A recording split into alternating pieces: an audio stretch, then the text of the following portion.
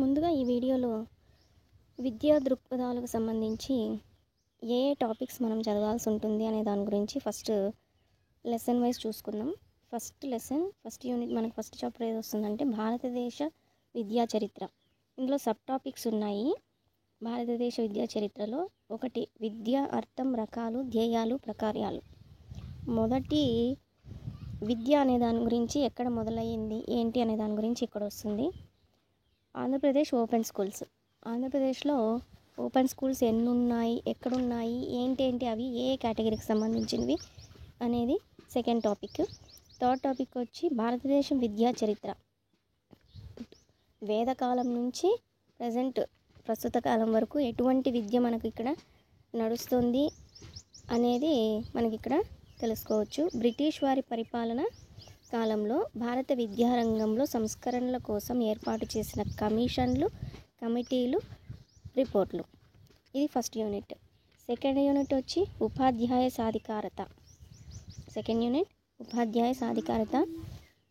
మొదటి టాపిక్ వచ్చి దాంట్లో ఉపాధ్యాయ సాధికారత అర్థం, ఉపాధ్యాయ సాధికారతను ప్రభావితం చేసే అంశాలు. సెకండ్ టాపిక్ ఉపాధ్యాయ సాధికారతను ప్రభావితం చేసే పథకాలు లేదా కార్యక్రమాలు. మూడో టాపిక్ వచ్చి ఉపాధ్యాయ విద్యను ప్రభావితం చేస్తున్న జాతీయ స్థాయి సంస్థలు ఏవేవి ఉన్నాయి. నాలుగోది ప్రధానోపాధ్యాయులు పాఠశాలల్లో నిర్వహించవలసిన రికార్డులు, రిజిస్టర్లు. ఐదవ టాపిక్ వచ్చి ఉపాధ్యాయ ప్రేరణ, ఉపాధ్యాయ వృత్తి, ప్రవర్తన, నియమావళి. ఈ 5 టాపిక్స్ అయితే సెకండ్ యూనిట్లో వస్తాయి. థర్డ్ యూనిట్లో చూసినట్లయితే భారతదేశంలో సమకాలీన విద్యా భావనలు లేదా వర్తమాన భారతదేశంలో విద్య, వర్తమాన భారతదేశంలో విద్య ఎలా ఉంటుందనేది, దీనికి మళ్ళీ సబ్ టాపిక్స్ అనేటివి మనకి ఇక్కడ చూసామంటే ఇవన్నీ వస్తాయి. పర్యావరణ విద్య, జీవన నైపుణ్యాలు, నైతిక విలువలు, విద్య సరళీకరణ, ప్రపంచీకరణ, ప్రైవేటీకరణ, జనాభా విద్య, కౌమార విద్య, విపత్తుల నిర్వహణ, సమ్మిళిత విద్య, విలువల విద్య, తర్వాత ఏపీఎస్, హెచ్పి, ఓబీవి అండ్ తర్వాత ఎస్పీఈజీఈఎల్ అండ్ ఎండిఎం. 11వ టాపిక్ అక్షర సాక్షరత భారత్ మిషన్. ఈ 11 టాపిక్లు మనకి ఇక్కడ 3వ యూనిట్లో వస్తాయండి. Next fourth unit. మీకు ఇక్కడ ఫోర్త్ యూనిట్ చూసినట్లయితే బాలల ఉచిత నిర్బంధన విద్యా హక్కు చట్టం, right of children to free and compulsory education act 2009. ఇది మొత్తం ఫోర్త్ యూనిట్ కింద ఇచ్చారు. దీంట్లో సబ్ టాపిక్స్ వచ్చి మనకు మళ్ళీ first one RTE act, second one మానవ హక్కులు, థర్డ్ వన్ బాలల హక్కులు, ఫోర్త్ వన్ ఉచిత నిర్బంధ విద్యను బాలల హక్కు నిబంధనలు, రాష్ట్ర నియమాలు 2010. వీటి గురించి ఫోర్త్ యూనిట్లో ఇచ్చారండి. ఫిఫ్త్ యూనిట్లో జాతీయ విద్యా ప్రణాళిక చట్టం 2005. దీని గురించి మొత్తం ఫిఫ్త్ యూనిట్ ఉంటుంది. దీంట్లో మళ్ళీ సబ్ టాపిక్స్ 5 ఉన్నాయండి. ఒకటి వచ్చి జాతీయ విద్యా ప్రణాళిక దృక్పథం, అభ్యసనం, జ్ఞానమునకు సంబంధించిన అంశాలు. మూడవది పాఠశాల దశలు, పాఠ్యాంశాలు, మూల్యాంకనం. నాలుగవది పాఠశాల తరగతి గది వాతావరణం. ఐదవది క్రమబద్ధ సంస్థాగత సంస్కరణలు. ఇవన్నీ కూడా ఫిఫ్త్ యూనిట్ కిందకు వస్తాయి. సిక్స్త్ యూనిట్ మాత్రమే మనకి ఇక్కడ ఆర్టీఐ 2005 సమాచార హక్కు చట్టం. ఇది మనకు సిక్స్త్ యూనిట్ కిందకు వస్తుంది. ఇది చాలా ఇంపార్టెంట్ టాపిక్ అండి. ఇవి మెయిన్ ఈ సిక్స్త్ యూనిట్ అనేది పీజీటీ వాళ్ళకి అండ్ స్కూల్ అసిస్టెంట్ వాళ్ళకి ఎక్కువగా ఇవ్వడం జరుగుతుంది. సో దీని మీద వీళ్ళు ఎక్కువగా దృష్టి పెట్టాల్సి ఉంటుంది. ఇంకా లాస్ట్లో అబ్రివేషన్స్ అన్నీ ఒక చాప్టర్ కింద ఉన్నాయండి. అవి కూడా ఎక్స్ప్లెయిన్ చేయడం జరుగుతుంది. నెక్స్ట్ ఫస్ట్ యూనిట్ అయినటువంటి మనకు ఫస్ట్ యూనిట్ గురించి తెలుసుకుందాం. ఫస్ట్ యూనిట్ ఏదని చెప్పామండి. ఫస్ట్ టాపిక్ భారతదేశ విద్యా చరిత్ర. దీంట్లో సబ్ టాపిక్ ఏం చెప్పాం. ఫస్ట్ వన్ విద్య, అర్థం, రకాలు, ధ్యేయాలు, ప్రకార్యాలు. ఇక్కడ విద్య అర్థం గురించి, విద్యలో ఎన్ని రకాలు ఉన్నాయి, విద్య ధ్యేయాలు ఏంటి, తర్వాత ప్రకార్యాలు ఏమిటి అనేటివి ఈ సబ్ టాపిక్లో మనం చూద్దాం. విద్యను వాడుకలో ప్రశ్నించడం, ప్రవర్తనలో మార్పు తీసుకురావటం అనే పదాలకు పర్యాయపదంగా ఉపయోగిస్తున్నారు. విద్య అనే పదం సంకుచితార్థంలోనూ విస్తృతార్థంలోనూ నిర్వచించబడింది. విద్యను సంకుచితార్థంలో నిర్వచించేటప్పుడు ఉపాధ్యాయుని, విద్యార్థిని బోధనాంశాన్ని పరిగణలోకి తీసుకుంటారు.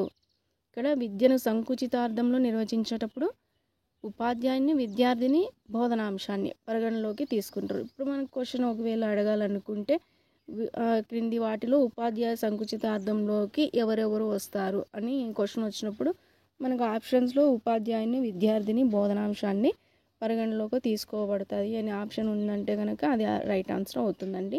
నెక్స్ట్, విద్యను విస్తృతార్థంలో నిర్వచించేటప్పుడు ఒక వ్యక్తి ఆజన్మాంతం ఆర్జించిన అభ్యసన అనుభవాలను పరిగణలోకి తీసుకుంటారు. ఒక వ్యక్తి ఆజన్మాంతం మొత్తం కూడా తను నేర్చుకున్నటువంటి, తను అభ్యసించినటువంటి అనుభవాలను ఇక్కడ విస్తృతార్థంలో పరిగణలోకి తీసుకుంటారు. సంకుచితార్థం వేరు, విస్తృతార్థం వేరండి. విద్య అనే పదం సంకుచితార్థంలోను విస్తృతార్థంలోను నిర్వచించబడింది. సంకుచితార్థం ప్రకారం అయితే ఉపాధ్యాయుని, విద్యార్థిని బోధనాంశానికి పరిగణలోకి తీసుకుంటారు.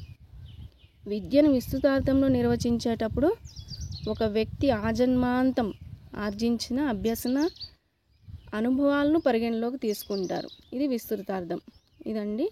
నెక్స్ట్, శబ్ద లక్షణ పరంగా విద్యను నిర్వచించేటప్పుడు ఈ క్రింది అంశాలను పరిగణలోకి తీసుకోవాల్సి ఉంటుంది. శబ్దం పరంగా, విద్య అనే శబ్దం పరంగా నిర్వచించేటప్పుడు ఈ కింద ఇచ్చినటువంటి కొన్ని అంశాలను పరిగణలోకి తీసుకుంటారు. మొదటిది ఏదంటే, విద్య అనే పదం విత్ అనే సంస్కృత ధాతువు నుండి ఏర్పడింది. విద్య అనే పదం విత్ అనే సంస్కృత ధాతువు నుండి ఏర్పడింది. విత్ అంటే తెలుసుకోవడం, అంటే తెలియని విషయాన్ని తెలుసుకోవడమే విద్య. విద్యను ఆంగ్లంలో ఎడ్యుకేషన్ అంటారు. ఎడ్యుకేషన్ అనే ఆంగ్ల పదం ఎడ్యుకేర్ లేదా ఎడ్యుసర్ అనే లాటిన్ పదాల నుండి ఏర్పడింది. ఇప్పుడు విద్యలో మనకి ఎడ్యుకేషన్ అంటాం. ఎడ్యుకేషన్ అనే పదం మళ్ళీ ఎక్కడి నుంచి వచ్చింది? ఎడ్యుకేషన్ అనే ఆంగ్ల పదం ఎడ్యుకేర్ లేదా ఎడ్యుసర్ అనే లాటిన్ పదం నుంచి ఏర్పడింది. ఎడ్యుకేర్ అంటే లాటిన్లో పెంచడం లేదా వృద్ధికి తేవడం, అంటే శిశువును అభివృద్ధి చేయటం. ఎడ్యుసర్ అంటే లాటిన్లో దారి చూపడం, అంటే పిల్లవాడికి చీకటి నుంచి వెలుగులోకి దారి చూపటం. ఇదండి విద్య అనే పదం ఎక్కడి నుంచి వచ్చింది అనే దాని గురించి తెలుసుకున్నాం కదా. ఇప్పుడు ప్రముఖ విద్యావేత్తలు, తత్వవేత్తలు విద్యకి ఇచ్చిన నిర్వచనాలు, వాళ్ళు ఎటువంటి డెఫినేషన్స్ విద్యకు అనేది చెప్పారు అనేవి. ఋగ్వేదం ప్రకారం ఋగ్వేదం ఏం చెప్పిందంటే, మనిషిని స్వావలంబకుడిగా, నిస్వార్థపరుడిగా తయారు చేసేదే విద్య. ఇది ఋగ్వేదం. ఉపనిషత్తులు ఏం చెప్పాయి? విద్య అంటే మోక్ష సాధనే విద్య అని ఉపనిషత్తులు చెప్తున్నాయంట. యజ్ఞవల్కుడు విద్యకి ఇచ్చిన నిర్వచనం ఏంటంటే, మనిషిని శీలవంతుడిగా, సమాజానికి ఉపయోగపడేవాడిగా తీర్చిదిద్దే అదే విద్య అని యజ్ఞవల్కుడు చెప్పాడు. నెక్స్ట్, ఆది శంకరాచార్యులు, ఈయన ఆత్మ సాక్షాత్కారమే విద్య అన్నాడు. భగవద్గీత ప్రకారం విద్య అంటే ఆత్మజ్ఞానమే విద్య. ఆది మానవుణ్ణి కర్మణ్యుకునిగా, స్వధర్మ నిష్ఠాపరునిగా చేస్తుంది విద్య అనేది భగవద్గీత ప్రకారం విద్య అనే పదానికి అర్థం. దయానంద సరస్వతి గారు శీల నిర్మాణమే విద్య అన్నారు. గాంధీజీ గారు ఏమన్నారంటే, మనిషిలో అత్యున్నత శారీరక, మానసిక, ఆధ్యాత్మిక శక్తులను బహిర్గతం చేయటమే విద్య అన్నారు గాంధీజీ గారు. నెక్స్ట్, స్వామి వివేకానంద గారు మనిషిలోని దైవత్వాన్ని వెలికి తీసేదే విద్య అని అన్నారు. అరిస్టాటిల్ గారు ఆరోగ్యవంతమైన శరీరంలో ఆరోగ్యవంతమైన మనస్సును సృష్టించడమే విద్య అన్నారు. సోక్రటీస్ తప్పును తరిమి సత్యాన్ని అన్వేషించడమే విద్య అన్నాడు. ప్లేటో మనిషిలోని మంచిని వెలికి తీసేది విద్య. ప్రోబెల్ మానవుడు నిర్మలంగా ఉండటానికి మార్గం చూపించేదే విద్య. నెక్స్ట్ కొమినియస్ సంపూర్ణ మానవ వికాసమే విద్య అన్నాడు. జాన్ డ్యూయి విద్య అంటే జీవించడానికి తయారు చేయడం కాదు, జీవితమే విద్య అన్నాడు జాన్ డ్యూయి. హార్బర్ట్ నైతిక విలువలు ఆదర్శాలు గల సత్ప్రవర్తనను వృద్ధి చేసేదే విద్య అన్నాడు హార్బర్ట్. ఎమర్సన్ మనస్సును నియంత్రించడమే విద్య అన్నాడు. డెకార్టే వ్యక్తి ఆలోచన శక్తిని పెంపొందించే సరైన విద్య అన్నాడు. ఈ విధంగా విద్యకు నిర్వచనాలు అనేటివి ఇవ్వడం జరిగింది. ఋగ్వేదంలో కావచ్చు, ఉపనిషత్తుల్లో కావచ్చు, తర్వాత ఎంతో గొప్ప మంది చాలామంది తత్వవేత్తలు దీనికి నిర్వచనం అనేది ఇవ్వడం జరిగింది. ఇప్పుడు విద్యలో రకాలు చూద్దాం. స్థూలంగా విద్యను 3 రకాలుగా వర్గీకరించారు. 1 నియత విద్య, 2 యాదృచ్ఛిక విద్య, 3 అనియత లేదా నిరంతర విద్య. ఇప్పుడు వీటి గురించి తెలుసుకుందాం. మొదటిది నియత విద్య. నియత విద్య అనేది ఇది స్థలబద్ధమైనది, కాలబద్ధమైనది. అంటే ఒక స్థలం అనేది కేటాయించుకొని, ఒక ప్లేస్ అనేది కేటాయించుకొని ఉంటారు. అండ్ ఒక కాలబద్ధమైనది, ఒక సమయం అనేది పాటిస్తారనమాట. ఇది కృత్రిమమైన విద్య. దీన్ని కృత్రిమమైన విద్య అని కూడా అంటారు. దీన్ని నియత విద్యని. దీనిలో బోధనా లక్ష్యాలు, పాఠ్య ప్రణాళిక, బోధనా పద్ధతులు, శిక్షణ పొందిన ఉపాధ్యాయులు, తర్వాత పరీక్షలు, సర్టిఫికెట్లు ఇవ్వటం వంటి అంశాలు కల్పిస్తారు. నియత విద్యను అనుసరించేటువంటి వారు ఎవరైతే ఉన్నారో వాళ్ళకి బోధన అనేది బోధనా లక్ష్యాల ప్రకారం బోధించబడుతుంది. వాళ్ళకు ఒక పాఠ్య ప్రణాళిక అనేది ఉంటుంది. బోధనా పద్ధతులు కూడా అనేటివి ఉపయోగిస్తారు. శిక్షణ పొందినటువంటి ఉపాధ్యాయులే ఇక్కడ వీళ్ళకి బోధించడం జరుగుతుంది. పరీక్షలు పెట్టిన తర్వాత వాటికి సంబంధించినటువంటి సర్టిఫికెట్లు కూడా ఇవ్వటం అనేది నియత విద్యలో ఉంటుంది. నియత విద్యకు పాఠశాల కేంద్రం అయినప్పటికీ, మనం చదివే సెంటర్ ఆ స్కూల్ అయినప్పటికీ, నియత విద్య సంబంధించినటువంటి ఆ పాఠశాల అయినప్పటికీ, గ్రంథాలయం, మ్యూజియం, జంతు ప్రదర్శనశాల మొదలగు వాటిని కూడా నియత విద్య సంస్థలుగా గుర్తించడమైనది. సో ఇక్కడ నియత విద్య కిందకి పాఠశాల మాత్రమే కాకుండా పాఠశాల పైన సంబంధించినటువంటి పాఠశాలలన్నీ ఒక దీనికి వచ్చే విధంగా గ్రంథాలయాలు, మ్యూజియం, జంతు ప్రదర్శనశాల మొదలైన వాటికి కూడా నియత విద్యా సంస్థలుగా వీళ్ళు గుర్తించడం జరిగింది. రెండోది యాదృచ్ఛిక విద్య. ఇది స్థలబద్ధము కానీ కాలబద్ధము కానీ కాదు. యాదృచ్ఛిక విద్య అనేది ఒక స్థలం అనేది దానికి అనేది ఉండదు, కాలం ఒక టైం అనేది పాటించడము ఉండదు, కాలబద్ధం కూడా కానిది.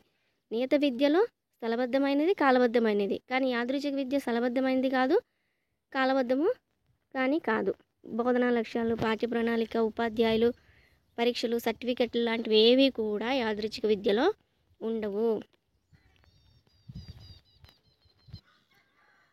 పరిసరాలతో ప్రతిస్పందించి యాదృచ్ఛికంగా సహజంగా పొందిన ప్రతి అనుభవం విద్యగా పరిగణించబడుతుంది.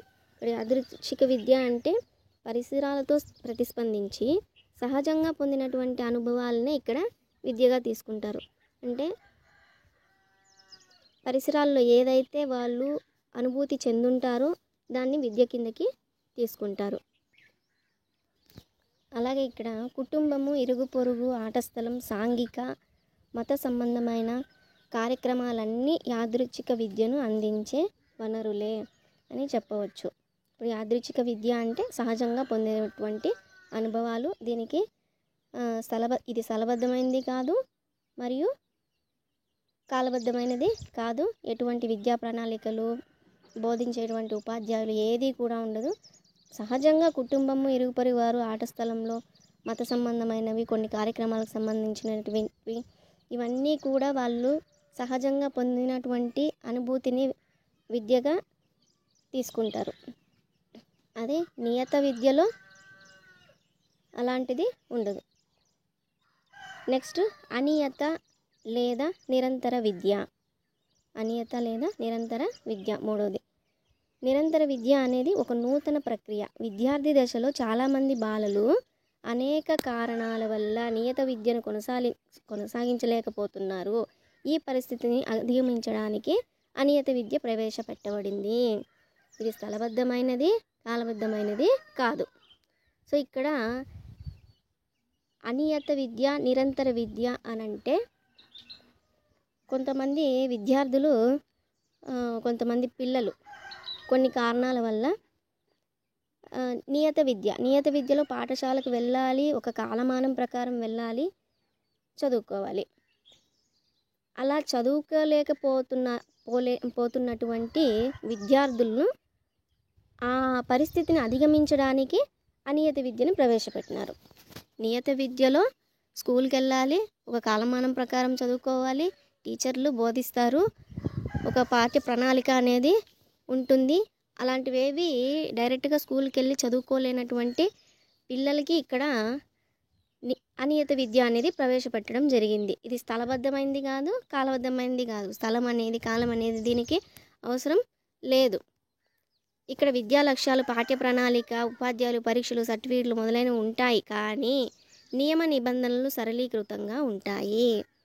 నియత విద్యలో ఇవన్నీ ఉంటాయి, పరీక్షలు, సర్టిఫికెట్లు అన్నీ ఉంటాయి. కానీ స్కూల్కి వెళ్ళి డైరెక్ట్గా చదివి ఈ టైంలో చదివి ఈ పీరియడ్లో చదివిన వాళ్ళకి, ఈ సంవత్సరం నుంచి చదివిన వాళ్ళకి, రోజు స్కూల్కి వెళ్ళిన వాళ్ళకి సర్టిఫికెట్స్ ఇవన్నీ కూడా అందించడం అనేది జరుగుతుంది. కానీ ఇక్కడ అనియత విద్యలో సర్టిఫికెట్స్ ఉంటాయి, కానీ నియమ నిబంధనల ప్రకారం సరళీకృతంగా ఉంటాయి. నిరంతర విద్యను అందించే స్థలంలో ముఖ్యమైనవి. ఇప్పుడు నిరంతర విద్యను అందించేటువంటి స్థలంలో ముఖ్యమైన విషయాలు ఏంటంటే నిరంతర విద్యా కేంద్రాలు, వయోజన విద్యా కేంద్రాలు, కరస్పాండెన్స్ కోర్సులు, సార్వత్రిక పాఠశాలలు, సార్వత్రిక విశ్వవిద్యాలయాలు, టీవీ, రేడియో లాంటి ప్రసారాలు, దూర విద్యా కేంద్రాలు, టెలిస్కూళ్ళు, రాత్రి పాఠశాలలు మొదలైనవన్నీ కూడా అనియత విద్యకు సంబంధించినటువంటి నిరంతర విద్యా విధానానికి సంబంధించినటువంటి కేంద్రాలుగా ఎక్కడైతే చదువుకోవచ్చు, ఏవైతే వాటి కిందకి వస్తాయో ఇక్కడ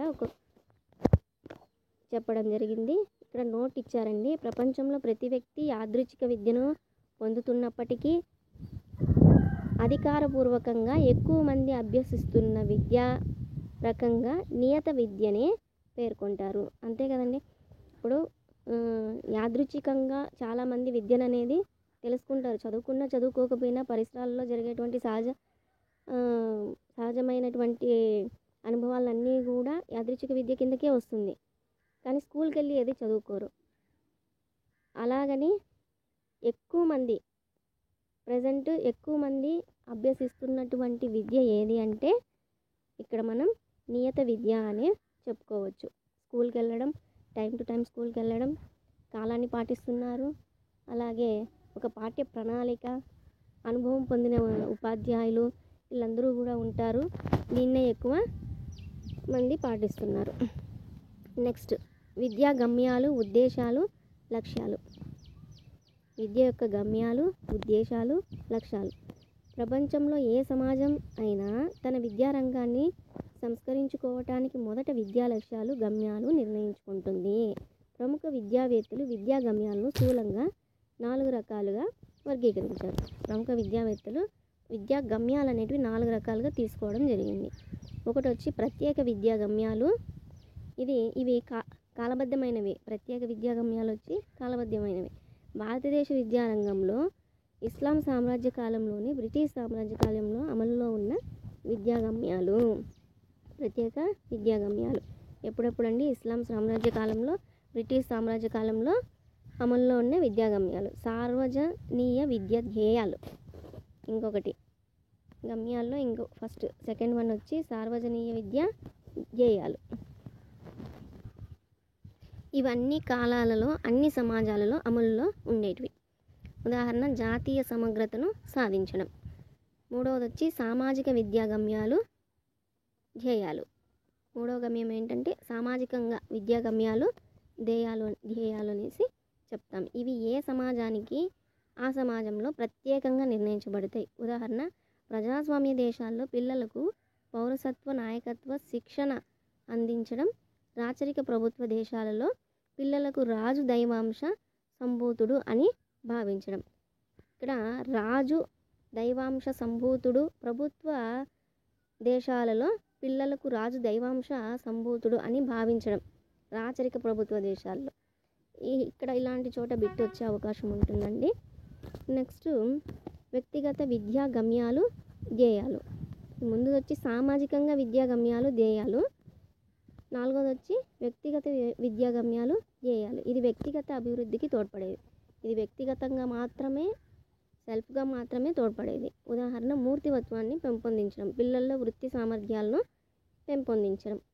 సో పిల్లల్లో వృత్తిపరమైనటువంటి సామర్థ్యాలను పెంపొందించేటువంటి విద్యా గమ్యాలు ధ్యేయాలు ఏ గమ్యాల్లో వస్తుంది అని కింద ఆప్షన్స్లో ఈ 4 గమ్యాలు ఇచ్చి అడుగుతారండి. అప్పుడు వ్యక్తిగత విద్యా గమ్యాలు ధ్యేయాలు పిల్లల వృత్తి సామర్థ్యాలు అన్నప్పుడు వ్యక్తిగతం కాబట్టి ఈ ఆప్షన్ పెట్టాల్సి వస్తుంది. లేదు మూర్తిమత్వాన్ని పెంపొందింపజేసేటువంటి గమ్యాలు ఏవి, గమ్యం ఏది, మూర్తిమత్వాన్ని చేసేటువంటి గమ్యం ఏది అంటే 4వ ఆప్షన్ అనేది పెట్టచ్చు. ఎక్కువ సమాజాలు ఆమోదించిన విద్యా గమ్యాలు ఏవేవి అంటే జ్ఞానం కోసం విద్య, శీలం కోసం విద్య, ఉపాధి కోసం విద్య, సంస్కృతి వారసత్వం కోసం విద్య, విరామ సమయాన్ని సద్వినియోగం చేసుకోవడం కోసం విద్య, మానవత్వం కోసం విద్య, ఆత్మ సాక్షాత్కారం కోసం విద్య. నెక్స్ట్ వచ్చి విద్యా ప్రకార్యాలు. సో మనకు మొదటి యూనిట్లో వచ్చినటువంటి ఫస్ట్ టాపిక్ అండి ఇది. విద్యా ప్రకార్యాలు, విద్యా రకాలు, ఉద్దేశాలు, ప్రకార్యాల్లో లాస్ట్ ప్రకార్యాలు. విద్యా గమ్యాలకు ప్రకార్యాలకు స్పష్టమైన వ్యత్యాసం లేకపోయినా ఎక్కువ మంది విద్యావేత్తలు ఈ క్రింది విద్యా ప్రకార్యాలను ఆమోదించారు. సో గమ్యాలకు ప్రకార్యాలకు స్పష్టమైన వ్యత్యాసం అనేది మనకి ఇక్కడ లేకపోయినప్పటికీ ఎక్కువ మంది విద్యావేత్తలు క్రింది ఇచ్చినటువంటి కొన్ని ప్రకార్యాలను ఆమోదించారు. సహజ సామర్థ్యాలను పెంపొందించడానికి, నైతిక అభివృద్ధి, మూర్తిమత్వ అభివృద్ధి, భావి జీవితానికి తయారు చేయడం. 5వది జాతీయ సమైక్యత సాధించడం. ఈ 5ని ఇక్కడ తీసుకోవడం జరిగింది. నెక్స్ట్ రాజ్యాంగ సదుపాయాలు, ముఖ్యమైన ఆర్టికల్స్, వాటి విద్యా విషయక ప్రాధాన్యం. ఇక్కడ కొన్ని ఆర్టికల్స్ అనేటివి ఇచ్చారండి. దాన్ని బేస్ చేసుకొని అది ఆ ఆర్టికల్ దేనికి సంబంధించింది అనేది మనం ఇక్కడ తెలుసుకుందాం. ప్రభుత్వం విద్యా హక్కు ప్రాథమిక హక్కుగా కల్పించింది. ప్రభుత్వం మనకి ఇక్కడ విద్యా హక్కుని ప్రాథమిక హక్కుగా కల్పించింది. విద్యా హక్కులో భాగంగా 14 సంవత్సరాల లోపు పిల్లలందరికీ నిర్బంధ విద్యను అందించే ప్రయత్నం చేసింది. సో ఇక్కడ విద్యా హక్కు అంటే 14 సంవత్సరాల లోపు పిల్లలందరికీ నిర్బంధ విద్యను అందించే ప్రయత్నం చేసిందనమాట రాజ్యాంగం. ఏంటి ఆర్టికల్స్ అని చూస్తే ఆర్టికల్ 41 పని విద్యను పొందే హక్కు ద్వారా ప్రజలు కొన్ని సందర్భాలలో సహాయం పొందే అంశాలను పొందుపరచడం అనేది. పని విద్యను పొందే హక్కు ద్వారా ప్రజలు కొన్ని సందర్భాల్లో సహాయం పొందే అంశాలను పొందుపరచడం అనేది. విద్యా విషయక ప్రాధాన్యం, దీనివల్ల ఏంటి ప్రాధాన్యత, దేనికి ప్రాధాన్యత ఇస్తుంది ఈ ఆర్టికల్ అంటే ప్రతి పిల్లవాడికి విద్యను పొందే హక్కును కల్పించడం ఈ ఆర్టికల్ 41 అనేది చెప్తుంది. నెక్స్ట్ ఆర్టికల్ 45 తీసుకున్నట్లయితే 14 సంవత్సరాలలోపు పిల్లలందరికీ మత, కుల, లింగ, జాతి వివక్షత లేకుండా సార్వత్రిక ప్రాథమిక విద్యా హక్కు ద్వారా ఉచిత నిర్బంధ విద్యను అందించడం. ఆర్టికల్ 45 14 సంవత్సరాలలోపు పిల్లలందరికీ మత, కుల, లింగం, జాతి వివక్షత లేకుండా సార్వత్రిక ప్రాథమిక విద్యా హక్కు అనేది కల్పించడం, ఉచిత నిర్బంధ విద్యను కల్పించడం. ఈ విద్యా విషయ ప్రాధాన్యం ఏంటంటే ఇక్కడ 14 సంవత్సరాల్లో పిల్లలందరికీ ఉచితంగా నిర్బంధంగా విద్యను అందించాలి. ఆర్టికల్ 41 ఏం చెప్తుంది? ప్రతి పిల్లవాడికి విద్యను పొందే హక్కును కల్పించడం. ఆర్టికల్ 45 14 సంవత్సరాల్లో పిల్లలందరికీ ఉచితంగా నిర్బంధంగా విద్యను అందించాలి. నెక్స్ట్ ఇక్కడ విద్యా రాజ్యాంగ సదుపాయాలు, వికలాంగ పిల్లలకు సంబంధించి ఇక్కడ కొన్ని ఆర్టికల్స్ ఉన్నాయండి, అవి చూద్దాం. ఆర్టికల్ 21A 6 నుండి 14 సంవత్సరాల్లో పిల్లలందరికీ ఉచిత నిర్బంధ విద్యను అందించే ప్రయత్నంలో ఏ వ్యక్తికి విద్యకు సంబంధించిన హక్కును స్వేచ్ఛను హరించకుండా ఉండడం. సో విద్యకు సంబంధించినటువంటి ఇచ్చినటువంటి హక్కులు ఏవైతే ఉన్నాయో అవి హరించకుండా ఉండడానికి ఇంకొక ఆర్టికల్ రిలీజ్ చేశారు. అంటే ఈ ఆర్టికల్ 45, 44 ఏవైతే ఉన్నాయో అవి విద్య కోసం పిల్లల కోసం సృష్టించారు. అవేవి కూడా హరించకుండా, వాళ్ళ హక్కులు అనేవి హరించకుండా ఉండడానికి, వయసు వచ్చి 6 నుండి 14 సంవత్సరాల పిల్లలకు ఇవి హరించకుండా ఉండడం కోసమని ఈ ఆర్టికల్ 21A అనేది రూపొందించడం జరిగింది. ఆర్టికల్ 23లో పిల్లలతో బలవంతంగా వెట్టి చాకిరీ చేయించడం, తస్తమానమైన వివిధ పనులలో నియమించడం నిషేధం. విద్యా విషయక ప్రాధాన్యం. దీని ప్రాధాన్యత ఆర్టికల్ 23 ప్రాధాన్యత ఏంటంటే పిల్లలతో ఎలాంటి పని చేయించకుండా విద్యను అభ్యసించే విధంగా చూడటం. సో ఆర్టికల్ 23 ఏం చెప్తుంది? పిల్లలకి ఎటువంటి పని చెప్పకుండా విద్యను అభ్యసించే విధంగా చూడడం. నెక్స్ట్, సార్వత్రిక ప్రాథమిక విద్యా సాధనలు కృషి చేస్తున్న open schools MDM, OBB and OPEP, DPEP and SSA note. So ఈ విచారణను చాప్టర్ 2 and 3లో మనము చూద్దామండి. ఒకసారి అక్కడ డిస్కస్ చేద్దాము. ఇక్కడ ప్రస్తుతం ఆర్టికల్స్ అయితే గుర్తుపెట్టుకోండి. ఆర్టికల్ 41 ప్రతి పిల్లవాడికి విద్యను పొందే హక్కు కల్పించడం. ఆర్టికల్ 45 అయితే 14 సంవత్సరాల్లో పిల్లలందరికీ ఉచితంగా నిర్బంధ విద్యను అందించడం. ఇక్కడ ఆర్టికల్ 41 ప్రతి పిల్లవాడికి విద్యను పొందే హక్కు కల్పించడం. ఆర్టికల్ 45 14 సంవత్సరాల పిల్లలందరికీ నిర్బంధ విద్యను అందించాలి. ఆర్టికల్ 21A ఏ విద్యా హక్కులైతే ఉన్నాయో ఆ స్వేచ్ఛను, హక్కులను హరించకుండా ఉండడం కోసం 21A ఆర్టికల్ని సృష్టించడం జరిగింది. ఇది 6 నుంచి 14 సంవత్సరాల పిల్లలందరికీ కూడా వర్తిస్తుంది. ఆర్టికల్ 23 ఇది పిల్లలకు ఎలాంటి పనులు చెప్పకుండా విద్యను అభ్యసించడం. ఆర్టికల్ 23 ఇవి గుర్తుపెట్టుకోండి.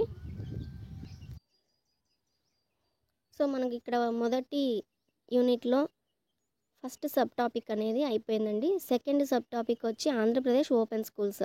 ఆంధ్రప్రదేశ్ ఓపెన్ స్కూల్ ఒక రిజిస్టర్ సొసైటీగా 22/1991 Andhra Pradesh Telangana region public register చట్టం 1350 ఫస్లీ కింద ఇది ఏర్పాటైనది. ముఖ్యమంత్రి, విద్యాశాఖ మంత్రి ఈ సొసైటీకి పోషకులుగా ఉంటారు. దీనికి పోషకులు ఎవరెవరండి? ముఖ్యమంత్రి, విద్యాశాఖ మంత్రి. ఆంధ్రప్రదేశ్ ఓపెన్ స్కూల్స్కి ముఖ్యమైనటువంటి సొసైటీ పోషకులు ఎవరు అంటే ముఖ్యమంత్రి, విద్యాశాఖ మంత్రిగా ఇక్కడ తీసుకోవచ్చు. ఇది గుర్తుపెట్టుకోండి. నెక్స్ట్, ఓపెన్ మరియు దూర విద్య ద్వారా. ఇప్పుడు ఓపెన్ స్కూల్స్ అంటే దూర విద్య అని అర్థం. సో ఫ్రీ ఎలిమెంటరీ విద్యను, ఫ్రీ ఎడ్యుకేషన్ను ముఖ్యంగా బడి మానేసిన వారు రాష్ట్రంలో సార్వత్రిక ప్రాథమిక విద్యకు దూరమైన వారికి ఇక్కడ బోధన అందించడం అనేది జరుగుతుంది. ఇక్కడ పనిచేస్తున్న పురుషులు కావచ్చు, మహిళలు కావచ్చు, కొంతమంది ఇంకో పాక్షిక అక్షరాస్యులు కావచ్చు, వారిలో అక్షరాస్యతను అంటే తిరిగి విద్యను పునరుద్ధరించడం కోసం, మళ్ళీ తిరిగి విద్యను పునరుద్ధరించడం కోసం ఇటువంటి కార్యక్రమాలు అనేటివి చేపడతారు. ఇక్కడ ముఖ్యమంత్రి, విద్యాశాఖ మంత్రి, రాష్ట్ర ప్రభుత్వ చీఫ్ సెక్రటరీ, జిల్లాలో కలెక్టర్లు, విద్యాశాఖ అధికారి క్రమంగా చర్చలు జరిపి ఈ ఓపెన్ స్కూల్ వ్యవస్థను నెల్లూరు, చిత్తూరు, నిజామాబాద్, మెదక్, విశాఖపట్నం జిల్లాలలో అమలుపరచాలని నిర్ణయించారు. సో మనకి ఇది ముందు ఇచ్చినటువంటి సమాచారం ప్రకారం అయితే దీనికి మనకు చీఫ్ ఎవరెవరు అంటే ముఖ్యమంత్రి, విద్యాశాఖ మంత్రిని చెప్పాము. కానీ రాష్ట్ర ప్రభుత్వం చీఫ్ సెక్రటరీ, కలెక్టర్లు, విద్యాశాఖ అధికారులు ఈ ఓపెన్ స్కూల్ వ్యవస్థను ముఖ్యమైన జిల్లాలు నెల్లూరు, చిత్తూరు, నిజామాబాద్, మెదక్, విశాఖపట్నం జిల్లాల్లో అమలు చేయాలని నిర్ణయించారు. నెక్స్ట్ 1994-95లో దీని రెండవ దశను, సో మొదటి దశలో ఈ జిల్లాల్లో మొదలు పెడితే రెండవ దశ 1994-95 ఇది రెండవ దశ అండి. ఈ రెండవ దశలో శ్రీకాకుళం, విజయనగరం, ప్రకాశం, మహబూబ్ నగర్, వరంగల్, రంగారెడ్డి జిల్లాల్లో విస్తరించాయి. దీని అమలుకు కావాల్సిన నిధులను అనియత విద్యాశాఖ మంజూరు చేస్తుంది. నెక్స్ట్ 1996-97 మూడవ దశలో ఇది ఏ జిల్లాలకు అందజేశారంటే కృష్ణా, గుంటూరు, కరీంనగర్, హైదరాబాద్, పశ్చిమ గోదావరి, తూర్పుగోదావరి జిల్లాలు, ఈ జిల్లాలకి విస్తరించింది. అండ్ విస్తరించగా కావలసిన నిధులను వయోజన విద్యాశాఖ అందజేసింది. వయోజన విద్యాశాఖ అనేది అందజేస్తుంది. 1996-97లో మూడవ దశలో కొన్ని జిల్లాలకు విద్యను అనేది అందించడం జరిగింది, దూర విద్యను అనేది. దీనికి నిధులు వయోజన విద్యాశాఖ అందించింది. 1994-95లో రెండవ దశలో ఇచ్చినటువంటి జిల్లాలకి విద్యాశాఖ, అనియత విద్యాశాఖ నిధులు అనేటివి ఇక్కడ మంజూరు చేసింది. 1997-98 నుంచి రాష్ట్రాల్లోని అన్ని జిల్లాలు ఓపెన్ లెర్నింగ్ విధానాన్ని అమలు జరుపుతున్నారు. సో మనకు అన్ని జిల్లాల్లోకి ఓపెన్ లెర్నింగ్ అనేది ఎప్పుడు వచ్చిందంటే ఏ సంవత్సరం అంటే 1997-98.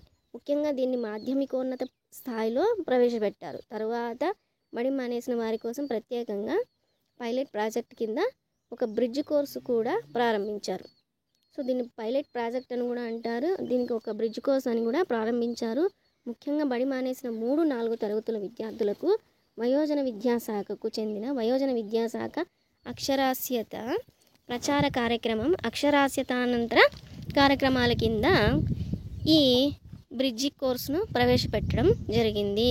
సో ఇది ఏ తరగతి బ్రిడ్జ్ కోర్స్ అనేది వస్తుందండి 3-4 తరగతుల విద్యార్థులకు వయోజన విద్యాశాఖకు చెందిన వాళ్ళు మనకి ఇక్కడ అందించడం అనేది జరుగుతుంది. సో పూర్తి స్థాయిలో రాష్ట్రాలన్నింటిలో కూడా ఓపెన్ లెర్నింగ్ అనేది అమలులోకి ఎప్పుడు వచ్చిందంటే 1997-98. 1997-98లో రాష్ట్ర రాజధాని హైదరాబాద్లో ఓపెన్ స్కూల్ వ్యవస్థ కింద ఉర్దూ మీడియం కేంద్రాలను ప్రారంభించారు. సో ఇక్కడ మనకు ఉర్దూ మీడియం కేంద్రాలు అనేటివి కూడా మొదలైనాయి. ఎప్పుడు 1997-98లో. అదే సంవత్సరంలో అన్ని జిల్లాల్లోకి మనకు ఓపెన్ స్కూల్ అనేది వచ్చింది. అయితే ఈ ప్రాజెక్టును నిర్ణీత కాలం తర్వాత భారత ప్రభుత్వం ఎంహెచ్ఆర్లు మానేసినప్పటికీ వీటిని మాధ్యమిక స్థాయిలో రాష్ట్ర ప్రభుత్వం కొనసాగిస్తుంది. సో మనకు ఈ పథకం విస్తరణ కింద ఓపెన్ స్కూల్ విధానాన్ని 2001, 2002, 2002, 2003 విద్యా సంవత్సరాల నుంచి 8-9 తరగతులకు రాష్ట్ర ప్రభుత్వం అమలు జరిపింది.